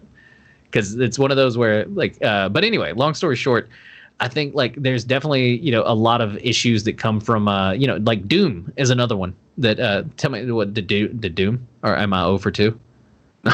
Dune? No, I don't know of Dune. I'm not quite sure Doom. about Doom. I don't know about fucking Doom. killing demons, Doom. It was the old school computer game. Yeah. There you go. That's another one that everybody loves Doom. They love Doom Guy. They love him blasting demons, but yet we haven't got a good Doom movie. And it's because like that's such a hard thing to take from like this awesome action-packed video game and kind of like put it into a cinematic universe for someone to digest. I think Sonic did an okay job at it recently. It really wasn't that terrible. I'm gonna say it.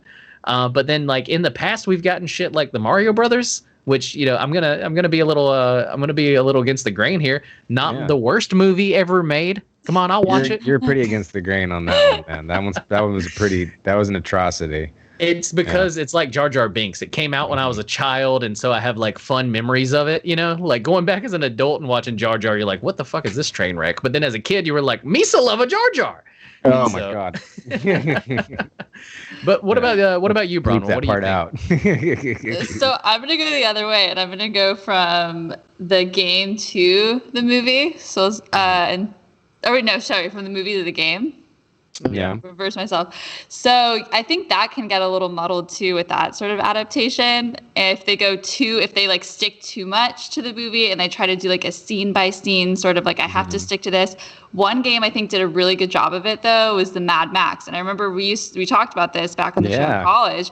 And I think that's amazing because it just throws you into the universe and you can be at it at any point in time and you just get to experience it, but it's not a part of the movie. It's just in that world. And I think that is where you can find the success. You don't need to remake the movie. They saw the movie, do something different, have them be able to explore this awesome world and the rules and the world building within that. So I think that's really where those adaptations can flourish, and especially within a game, because it is hard. You don't want to just be rewatching the game interactive version. Yeah.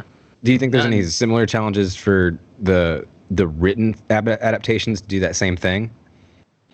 The written adaptations within the games to just go from like the written work to the like, for example, like BioShock and Witcher and stuff like that. Do they have the similar challenges that you're talking about, like from a video games to a movies? That's more or less what I was asking. Okay. Oh yeah. So no, I can agree with that. I think that maybe people might be less familiar in the sense of like The Witcher, because wasn't that a really like an older book or no? Yeah, it was a pretty dense one too. Yeah.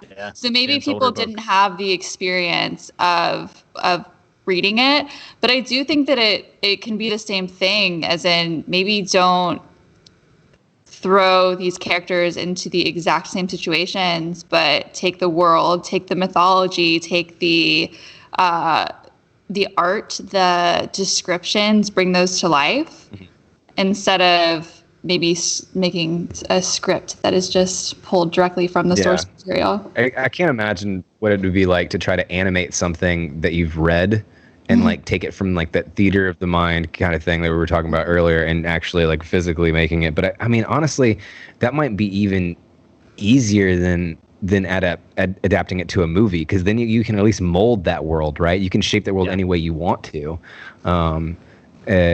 Is at least how I would think about it from that aspect. But adaptations can really be made from any kind of written form or piece. It could be a play, it could be a hardback novel, it could be a comic book, it could be a graphic novel. But what kind of literature would you say is kind of the best for adaptations? Bronwyn. Oh wow, the best for adaptation. Yeah, like with the best, like the best. Like, do plays adapt better to more medias? Do novels adapt better to more medias? Like, what written form do you think is the best? Like, gets the best adaptations from? I feel like there's a clear answer here. Oh my! I don't see the clear answer. Wow. So, well, I think maybe the most obvious that I'm thinking is like something like a play, because you literally have that scripted out already. But is this a trick question? No, it's not. I can't. I don't know. Opinion. Like, if you say plays, then it's plays. I don't know. I feel like they all have their own challenges. Yeah, maybe. What do you think, Jake? I don't know. I'm stumped. So I know Dotson's answer is graphic novels. I think Dotson's looking for graphic novels being the easiest one, ding, but ding, like. ding, ding. But I'm gonna go against it here, and I'm gonna just say novels in general. Like, I really think books just are always gonna be the best beginning of like the like it's just that's the best. Like, almost the best vessel for storytelling in a way, in its beginning phases. And then a book can become a movie, it can become a video game, it can become, so many other things. And so it's just one of those, a play even. We've seen there's a lot more like, left up in the air. So much Shakespeare has been we've seen adapted. things like Mary Shelley's Frankenstein went from Frankenstein to a billion other Frankenstein movies, to as far as us even having Van Helsing video games, and as far as us even having Young Frankenstein on Broadway. And so it's just one of those where like boxes. And so it's where I feel like novels in general are the backbone of adaptations, I mean, but graphic novels make for amazing ones. Yeah, that's what I was thinking. I was thinking graphic novels hands down were the top pick here. I mean, one, it because it shows you scene by scene what not only the story sounds like and the dialogue that's happening, but what it looks like in that picture. And it takes a little bit more off of the reader's imagination and kind of tells the story through that exact lens. And I really, really like that. And especially because I'm just a big fan of graphic novels in general. I've read a lot myself. And I think that watching those go from that adaptation, particularly to film, is really, really fun. But even when you get graphic novels that go into video games, like being able to play, I remember, one time going through and in Batman Arkham Origins, getting to play through moments of the Killing Joke and Under the Red Hood and all this kind of stuff. Spoiler warning, and getting to play those iconic comic book moments in a video game for the first time, and that being just such a transcendental experience, and just having that, how that world was shaped that I was able to actually walk around in was amazing. And so I hands down think graphic novels are the strongest when it comes to adaptations, which transitions very nicely into the next topic that we were about to talk about, which we are going to try to get through as quickly as we can. But our top Zen this week is best graphic novel adaptations. And now this is a broad category, right? We just talked about a ton of different graphic novel adaptations. So we had to give a little bit of boundaries on here, okay? We know that most graphic novels that you're going to think of out there have some superhero on the front flying around and doing the thing. So we decided that all these are going to be non-superhero related. So our top Zen is the best non-superhero graphic novel adaptations. And we're moving right into number 10 with iZombie. Bronwyn, tell us why iZombie gets number 10 in our top Zen. All right, iZombie is a comic series created by Chris Robertson and the artist Michael Allred and published by DC's Vertigo Comics. The series follows Gwen Dillon, a self-aware, zombie-fied gravedigger in Eugene, Oregon, who must have her monthly ration of brains or she will turn into a rabid zombie, as opposed to her conscious zombie self. So there's like two distinct zombies. There's the self-aware zombies, or if you go too far and you don't eat enough brains, you become the zombies we all know. When you get a little hangry, things get bad. Her meals also give her memories and personality traits of their previous hosts, and with them, a mystery for her to solve. Now, if you're a fan of the TV adaptation of this comic, you may already be a little bit confused. That is because it's a very loose adaptation. Even the name of the protagonist is changed from Gwen Dillon to the ever so punny Liv Moore. Her besties in the comic are a ghost from the 1960s named Ellie and a were terrier named Scott. In the show, however, her besties Peyton and Ravi are very much human. Even her occupation gets the Hollywood facelift from gravedigger to mortician, both around dead bodies to satiate her dietary needs, but you can tell they've gone a little bit off the script in this one. So this is one of those examples of an adaptation that takes its own liberties with character, plot, and story. Dotson, I know you watched iZombie, so do you think these changes allowed for something new and creative to come into existence, or do you think they should have stuck more to the original source material? I watched a bit of iZombie in the beginning of it, but I definitely fell off the wagon. I think that they did have some creative elements in there, but I mean, I think that the CW I think that at the point iZombie was added into the calendar was the same time Flash was, and that they were adding that that iZombie was probably one of the ones that took the most creative liberties with, that I wish that they'd probably kind of retained back to. But still, with that said, the CW's tone still played pretty well to it, and allowed it to be, a kind of very, I don't want to even say tongue-in-cheek, but cheesy CW comedy. And I think that kind of works for iZombie. So I think it ended up translating pretty well. But definitely enough for a number 10 slot on the countdown. Personally, what do you think, Jake? No, I agree. I watched a little bit of iZombie. I thought the premise was awesome. Definitely knowing that it had a graphic novel, maybe something that I may dive into a little more, especially being from Vertigo. Vertigo does some amazing stuff. We've got another Vertigo comic on this list, so. Mm-hmm.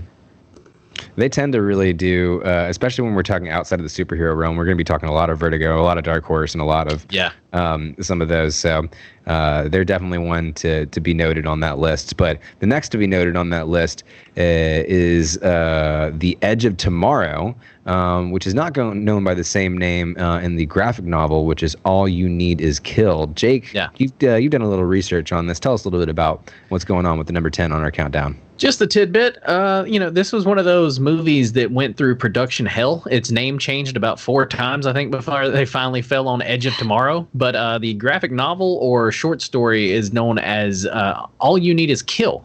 Based on All You Need Is Kill, a Japanese science fiction light novel.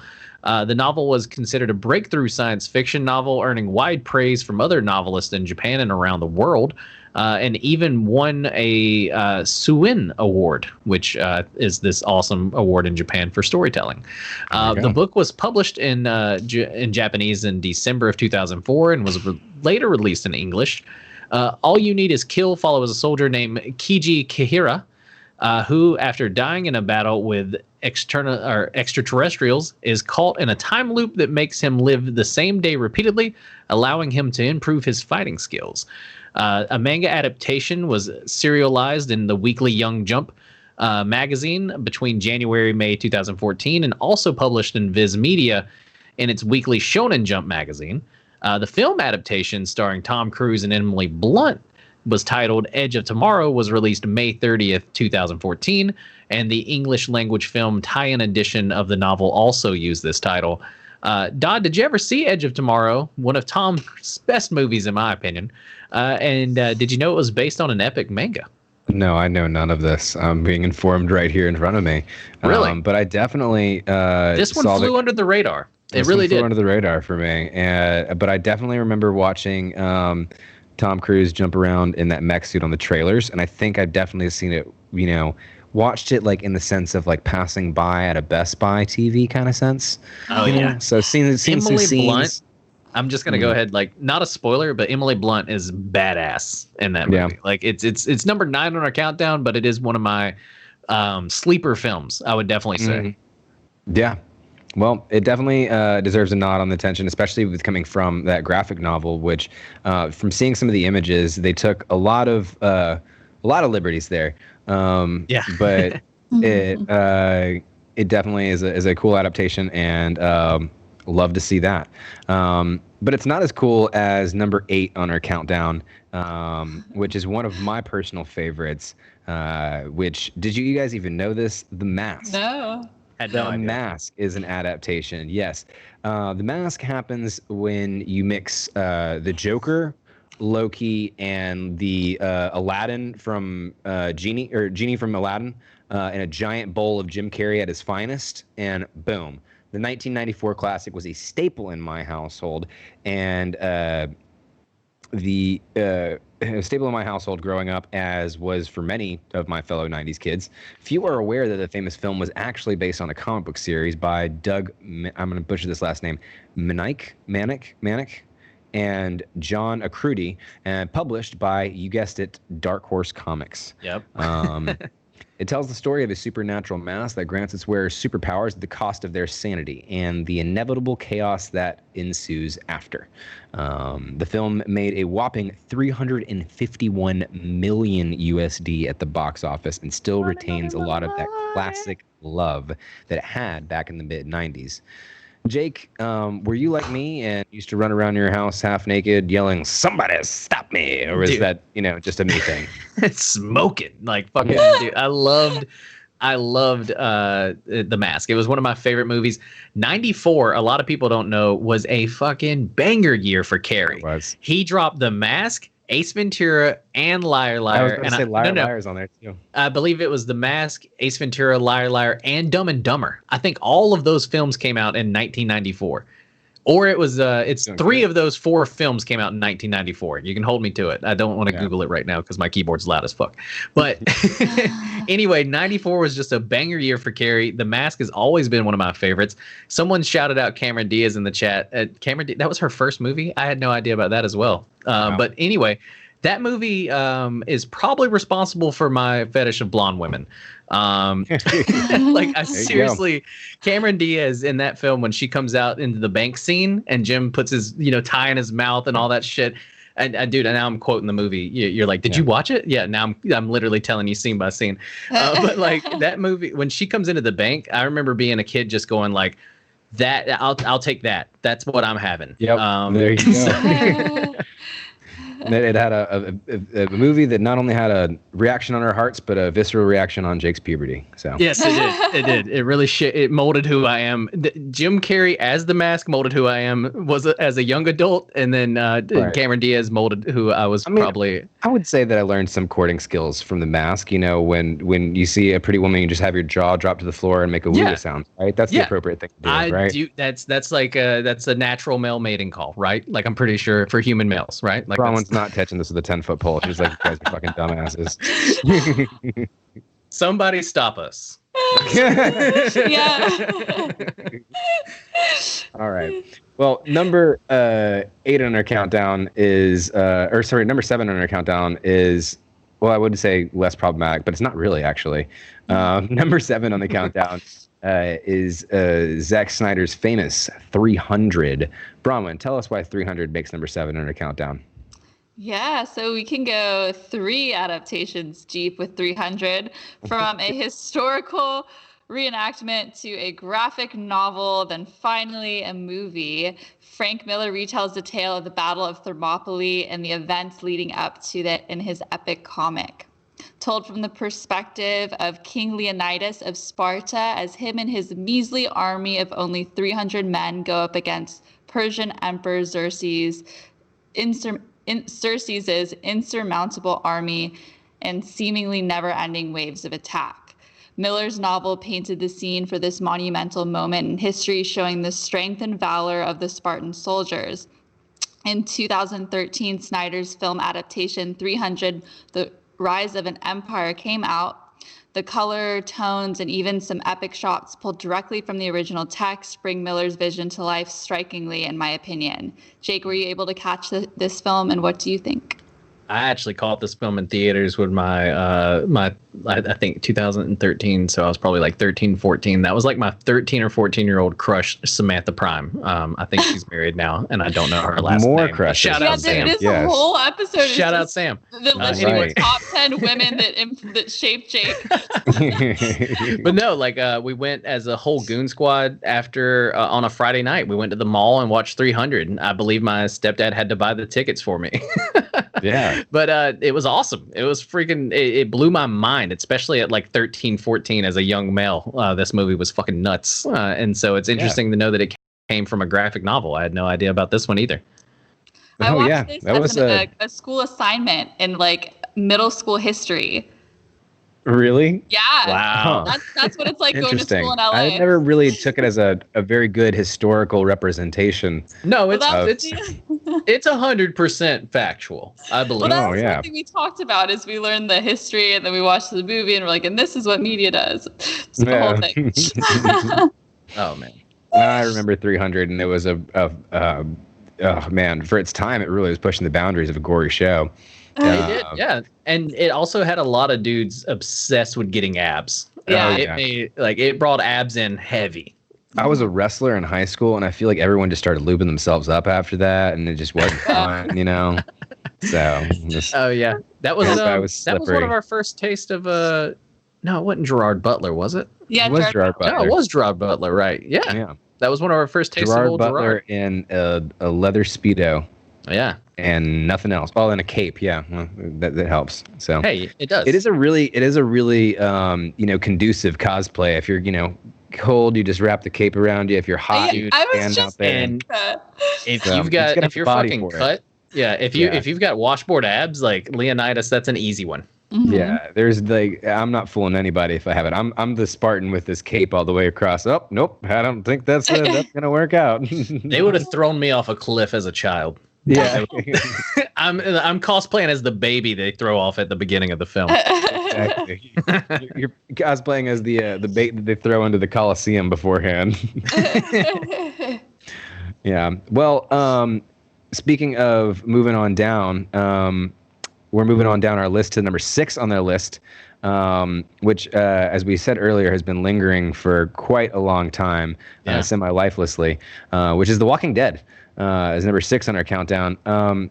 Jake, you want to tell us why this one lies to rest at number 6? Well, if you've been living under a rock since the early 2000s, I'm pretty sure this show came out during the early Bush administration. The Walking Dead is is an American post-apocalyptic comic book series created by writer Robert Kirkman that focuses on Rick Grimes, a Kentucky deputy who is shot in the line of duty and awakens from a coma in a zombie apocalypse that has resulted in a statewide quarantine.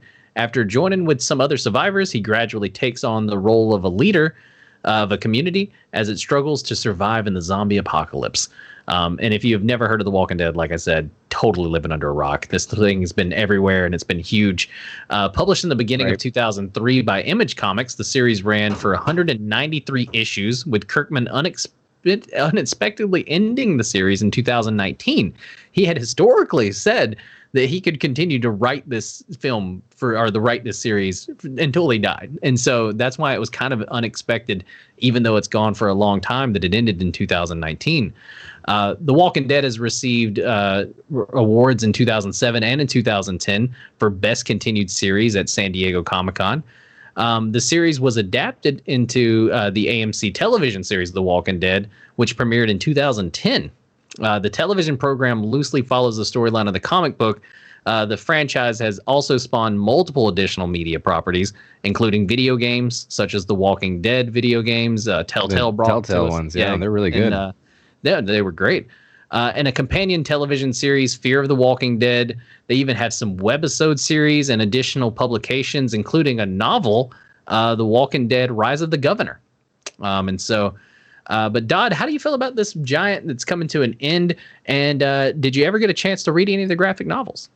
I did get a chance to read some of the graphic novels and play some of the Telltale games. And I mean, to me, Walking Dead really rode the zombie fad wave really well. And that wave has fizzled out. Yeah. So that's where I kind of see the whole trajectory of Walking Dead right now. It was great content, and it doesn't really deserve to be really condemned as like, oh, that's kind of crappy now. It's just that the fad ended, Yeah. The zombie trend got old. Funny vampires are kind of the thing now. So, maybe if they get on that trend, they could really capitalize on that. Funny vampires is so hot right now. Funny vampires are really, really good. But those kind of mythical monsters are going to be always something I feel like kind of cycles in and out. Yeah. And so I think that I don't think the writer of The Walking Dead might have been able to write that series forever, but that series could not last forever, period. Yeah. Someone in chat said living in an apocalypse makes fake ones bland. And so it's exactly. And so that's a perfect comment. Thank you, Saint, because that's literally like that. I think that's why things like The Walking Dead kind of fizzled out, man. It's it's the world around us started to get too like meh. So now it's just like I'm gonna watch TikToks for 5 hours. Like let somebody dance. Right. Well, moving right on down our list is splitting right down the middle of this countdown like a hacksaw through the neck of a serial killer is the gratuitously gorgeous film adaptation of Frank Miller's classic. If you don't know what I'm talking about Sin City. If you've never seen the maniacal masterpiece that is the 2005 film, you are missing out. It got everything from unique color schemes to anti-fascist prostitutes shooting cops to Elijah Wood as a bloodthirsty maniac. I mean, the team up between Quentin Tarantino and Frank Miller was a match made in heaven. And even though it only brought in about 160 million, if you watch the show, if you watch the movie, and you watch the sequel too, because the sequel's still good too, I think it's pretty obvious that this was the absolute match made in heaven. And I still stand by, even though it didn't make as much money as, say, like something like The Mask. Yeah. I think that it still definitely packs a punch. I mean, Jake, are you as madly in love with Sin City as I am, or am I just fanboying over here on my own? No, I'm with you, man. Sin City, Bruce Willis, like you said, Elijah Wood, like it had so many. Jessica Alba, the dance scene in the club. Come on, bro. Like Sin City, it's one of those that it was phenomenal, and it's one that you can. The director made sure you could tell it was from a graphic novel. The movie, it stays very true to the black and white nature where colors really are important. Anytime you see a color within the graphic novel and the film, it's kind of like oh shit, look at this, Yeah. And so, no, dude, Sin City, one of my personal favorites. I believe I even watched, what was the other one that was kind of like the Mask, the Shadow, something like the Spirit. I think Sin City 2, the Spirit. I didn't see the Spirit. See, there's Sin City 1, 2, and then there's another one that's kind of like within the same universe, right? The Spirit. And so I've even seen the Spirit, bro. So like it's one of those where you're not alone in this. We're both we're definitely both geeking out here. Okay. I do need to go back and actually read the graphic novels, though. I'm a big fan of the film, but you should check it out. Novel. Yeah. Actually, I haven't seen the movie, but I did read it. So maybe I should see the movie. Yeah. Yeah. So then you guys just need to give him your book, and then you need to go see the movie. Or you need to go see the movie and check it out, because it's a really great. It was a perfect. It really took the ideas that they had in the 2005, in the graphic novel, and brought that into the 2005 film, especially with the color scheme, like you were talking about earlier, and just with the excellent casting, color choice, the narration, everything about it. Just, to me, it felt like you were watching a graphic novel, and that's, to me, what makes it a really good adaptation. Another adaptation that really pierced through the crowd here is Snowpiercer. You've been on fire with transitions. Doing what I can. Coming to number 4, Snowpiercer. Bronwyn, tell us a little bit about Snowpiercer. All right, Snowpiercer. Let's see. Les Transpersonages.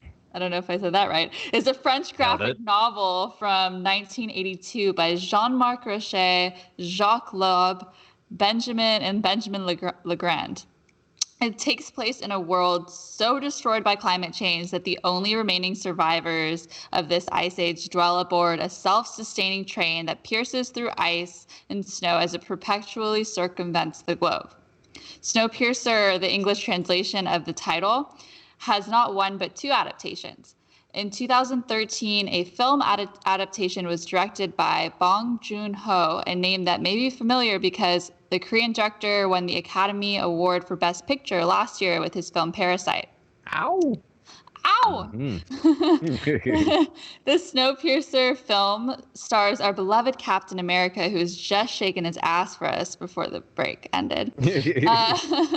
Chris Evans, as he leads a revolution from the caboose to the engine room to overthrow the oppressive upper class. The film takes place 15 years after the extinction event. However, the TNT TV adaptation goes even further back in the timeline to 7 years after the world undergoes this radical downfall. The show is more of a loose rendition than the graphic novels, going beyond the story told on the page and developing new character plot lines to get into the politics, class disparities, and intricacies of life in that environment on that train. I love this movie so much. Oh my gosh, if you haven't seen it, you should go watch it. But I haven't had a chance to see the show. I don't know, have either of you guys seen the TV show? No, I have not checked up on Snowpiercer, but I've heard good things about it, and I've heard that it really did capture the content of the original piece. Mm-hmm. But as a fan of it, I mean, I know you must be excited. For the show? Yeah, for the show. So I wasn't that super excited. I think I love the movie too, but the show it's on USA, so it's definitely so the movie is definitely rated R, right? Okay. And Ho brings it to life great. Like if you loved that class disparity feel, the great just enticing shots, cinematography, just all of that goodness. Snowpiercer the film has all of that, right? And it's it's an awesome film, as Bronwyn said. But I've yet to see a USA show that's made me go, hot damn, that was a great show. Okay. And so almost out of respect for the movie, I haven't watched the show yet. And it just feels like a complete thing. Like the movie feels so complete. And I mean, you don't see everything. You don't see there's no flashbacks of or maybe there's one, but you don't really see some, but you don't really see the beginning of this society forming. Yeah. I don't think that's necessary. I guess that's what the TV show is trying to really flesh out is kind of how these things developed, but I don't really need that. No, like you said, it felt complete. The movies, it gives you enough of the past and the future, right? Mm-hmm. It gives you enough of the past, and it lets you kind of make up your own ideas for the future. And I don't want to give any spoilers in case no one's seen it, but definitely check out Snowpiercer. It's awesome. Yeah, you should.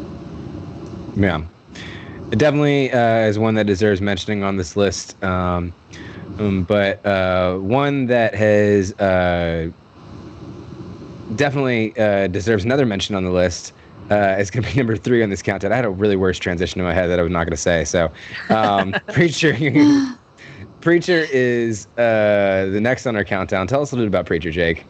Yeah, so Preacher is an American comic book series published by Vertigo, another Vertigo comic here, and imprint of DC Comics.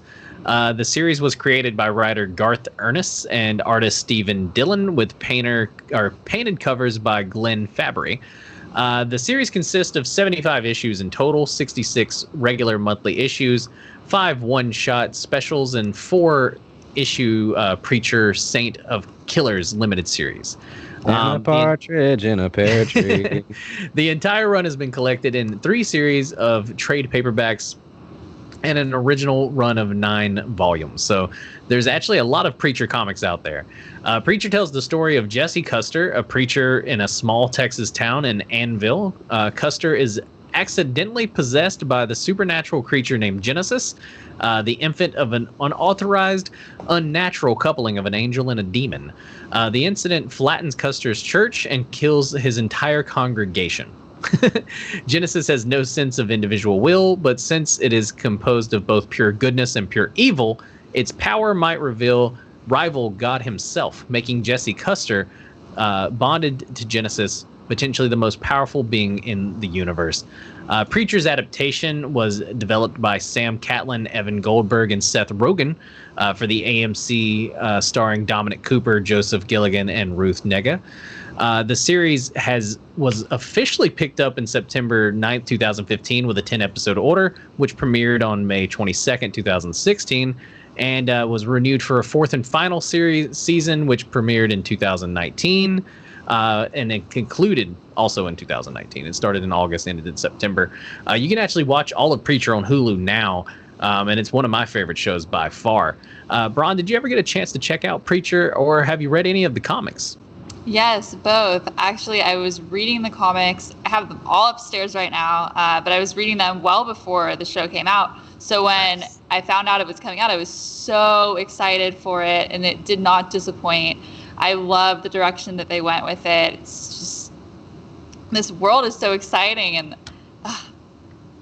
yeah, honestly, Preacher was the one that I also got into, at least the first series and a half when it was. Where was it before we got on Hulu? Showtime? No. It went its whole time on AMC. But that's what it was. All four seasons are out. It's all done, right? It wrapped up in 2019, and so I was just saying you can catch it on Hulu if you haven't had a chance. I remember watching it when it was on AMC, I believe, through some program, or at least coming out on Netflix somehow. I watched only the first couple of seasons. Now I want to go through on Hulu and catch up on the rest of it because it was such a great storyline. It was one of those that I definitely fell off of the train, but not because of any of the content, just because I think so many other things were coming in at the same time. But that was one that I definitely really wanted to follow back up on and catch because I just love the idea of it. A preacher, dealing with all the things that he was dealing with. Very cool concept in my opinion. Trying to find God. Yeah. And the characters really make that show. The character, I mean, they made the comic too. They're so interesting. They're so well thought out and complex. And I think that that's shown in the comics as well as the show. Even though it veers off and does a little bit of different things, they don't lose that. They keep that thread alive. So that's why I really like the adaptation. Right. No, it's a great adaptation, and it's one of the examples of how to do it right by far. And speaking of examples of how to do a comic book adaptation right, Dodd, you got number 2 on the list, Scott Pilgrim. Tell us about it. We are the Sex Bombs, and we are here to make you feel sad and stuff. Sorry, I just really wanted to do that. I really wanted an excuse to do that. If you pulled out drumsticks right then? I know. If I pulled out drumsticks and I could do it, like, that would be perfect, man. I want an excuse to say that. Scott Pilgrim vs. the World is the closest to the superhero movie on this countdown that you can get to without being a superhero movie, and that says a lot because the movie had both Captain America and Superman in it. The bassist and frontman of the local punk band, the Sex Bombs, must win a competition. For those of you who haven't seen it, this is the basic synopsis of the plot line. Bassist of a frontman of the local punk band, Sex Bombs, must win a competition to get a record deal and battle 7 evil exes of his newest semi-casual girlfriend. The plot changes quickly. And as randomly as Ramona's hair, while Edgar Wright's film didn't do the best in the box office, it did gain a cult following and had numerous awards and nominations. Braun, are you as big Edgar Wright fan as I am, and do you think this holds up to some of his classic films like Shaun of the Dead and Hot Fuzz? Yeah, I definitely think so. I just love the colorfulness of this film, the little elements within, like the graphic novel elements of having that like animation is so cool, and how it just transports you into these different worlds. The final battle is just so epic, and yeah, I thought this film did great. I didn't get a chance to read the manga at all, but I've heard great things, and I think that would be a good thing to get into. Have you guys read any of the manga? I mean, I've seen pictures of it online and stuff like that. I haven't gotten a chance to actually read the graphic novel, but I think I would get a hell of a kick out of it, especially after seeing the characters on screen come to life, and seeing like what Brandon Routh's character was based off of, or what Chris Evans' character was based off of, and seeing that source material of it. But how do you feel about Scott Pilgrim vs. the World, Jake? Honestly, it's one of my favorite movies ever made. And I love that it comes from a comic book that's based off, like, it's written to be like a video game. And so I love that, how that transitions into the movie. Like Bronwyn said, some of the shots that are very comic booky, but they're very video gamey, right? Like, whenever he defeats somebody, they just fall and turn into coins, And so it's like, it's one of those where it's like, it's very video game-esque, but then also comic-esque. And so like in the movie, the characters, they brought everything to life. And so it's just I believe, and this is another scoop that we'll probably talk about next week, but earlier today I saw where they're even coming out with a new Scott Pilgrim versus the World video game. And so we're actually going to get that back on our video game consoles eventually, which will be game changing, that would be, to say the least. And so, but Tiss. Yeah, but no, as far as like Edgar Wright's other Shaun of the Dead, Hot Fuzz, those are phenomenal. And Scott Pilgrim should be right up there with them. They're all phenomenal films. I think it's definitely a fucking genius.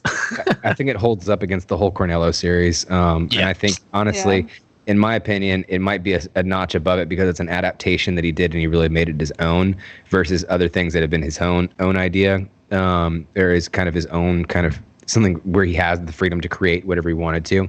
Yeah. For the most part. So I definitely think it holds up against those, and it holds up against those very well. And because of it, it lands that number 2 slot in our countdown. But number 1 in our countdown is one that most people don't even know is an actual adaptation, which is Men in Black. Bronwyn, tell us why Men in Black, for those of who can't obviously know, why it's one of the best adaptations and why it makes number 1 on this countdown. Yeah, so this is one of the more surprising titles on the list for me, as I'm sure it is for some of you. The original Men in Black comic series was written by Lowell Cunningham and released in 1990 by Airsoul Comics, which was later bought by Malibu Comics and eventually turned hands to Marvel. In 1997, it was made into a film that became a part of an epic trilogy we are all familiar with today. The comic and movie follow the stories of agents working for the International Intelligence Organization that oversees and regulates alien encounters on Earth. While the movie focuses on specifically alien life, the comic delves into aspects of the paranormal, such as vampires, werewolves, zombies, mutants, and demons. Oh, wow. So yes, little differences there. After the inception of the series with the original comic and the success of the movie franchise, Marvel went on to release more comics within this Men in Black universe. So there's the original comics, and there's also comics that came after the movie as well. Then the franchise was rebooted, as we mentioned earlier, into another film series, or another film that will most likely become a film series, Men in Black International. Yeah. It's been all over the place. And I mean, it's interesting to me that they actually had more source materials, like the vampires and everything else that they have there as well.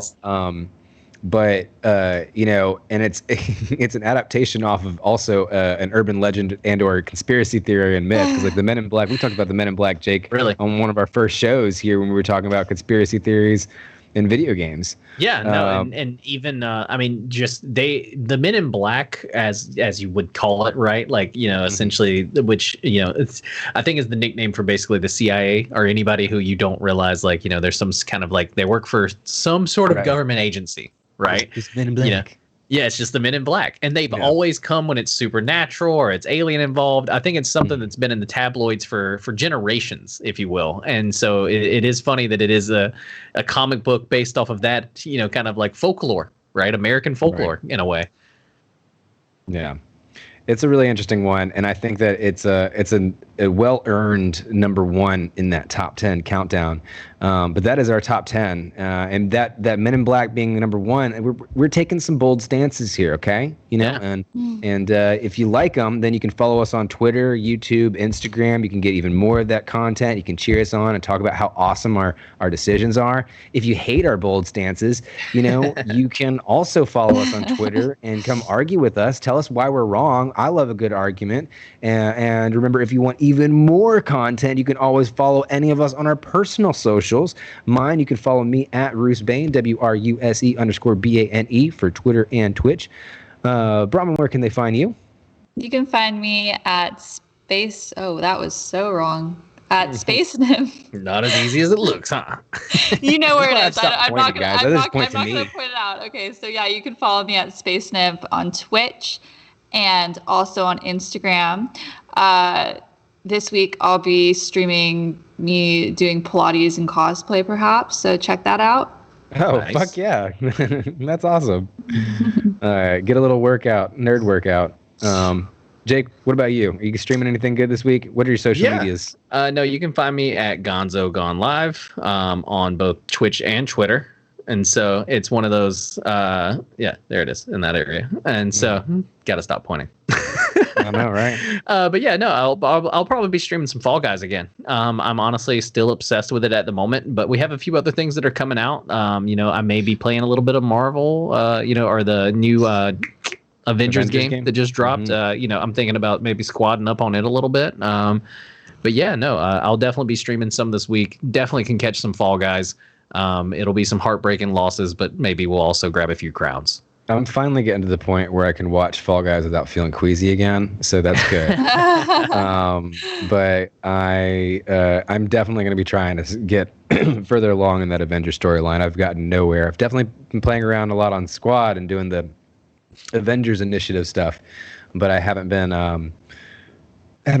finished that mainline story, and I need to get that in and understand what's going on here. But Saint asked if I did Pilates too, and no, but I'm definitely thinking about starting.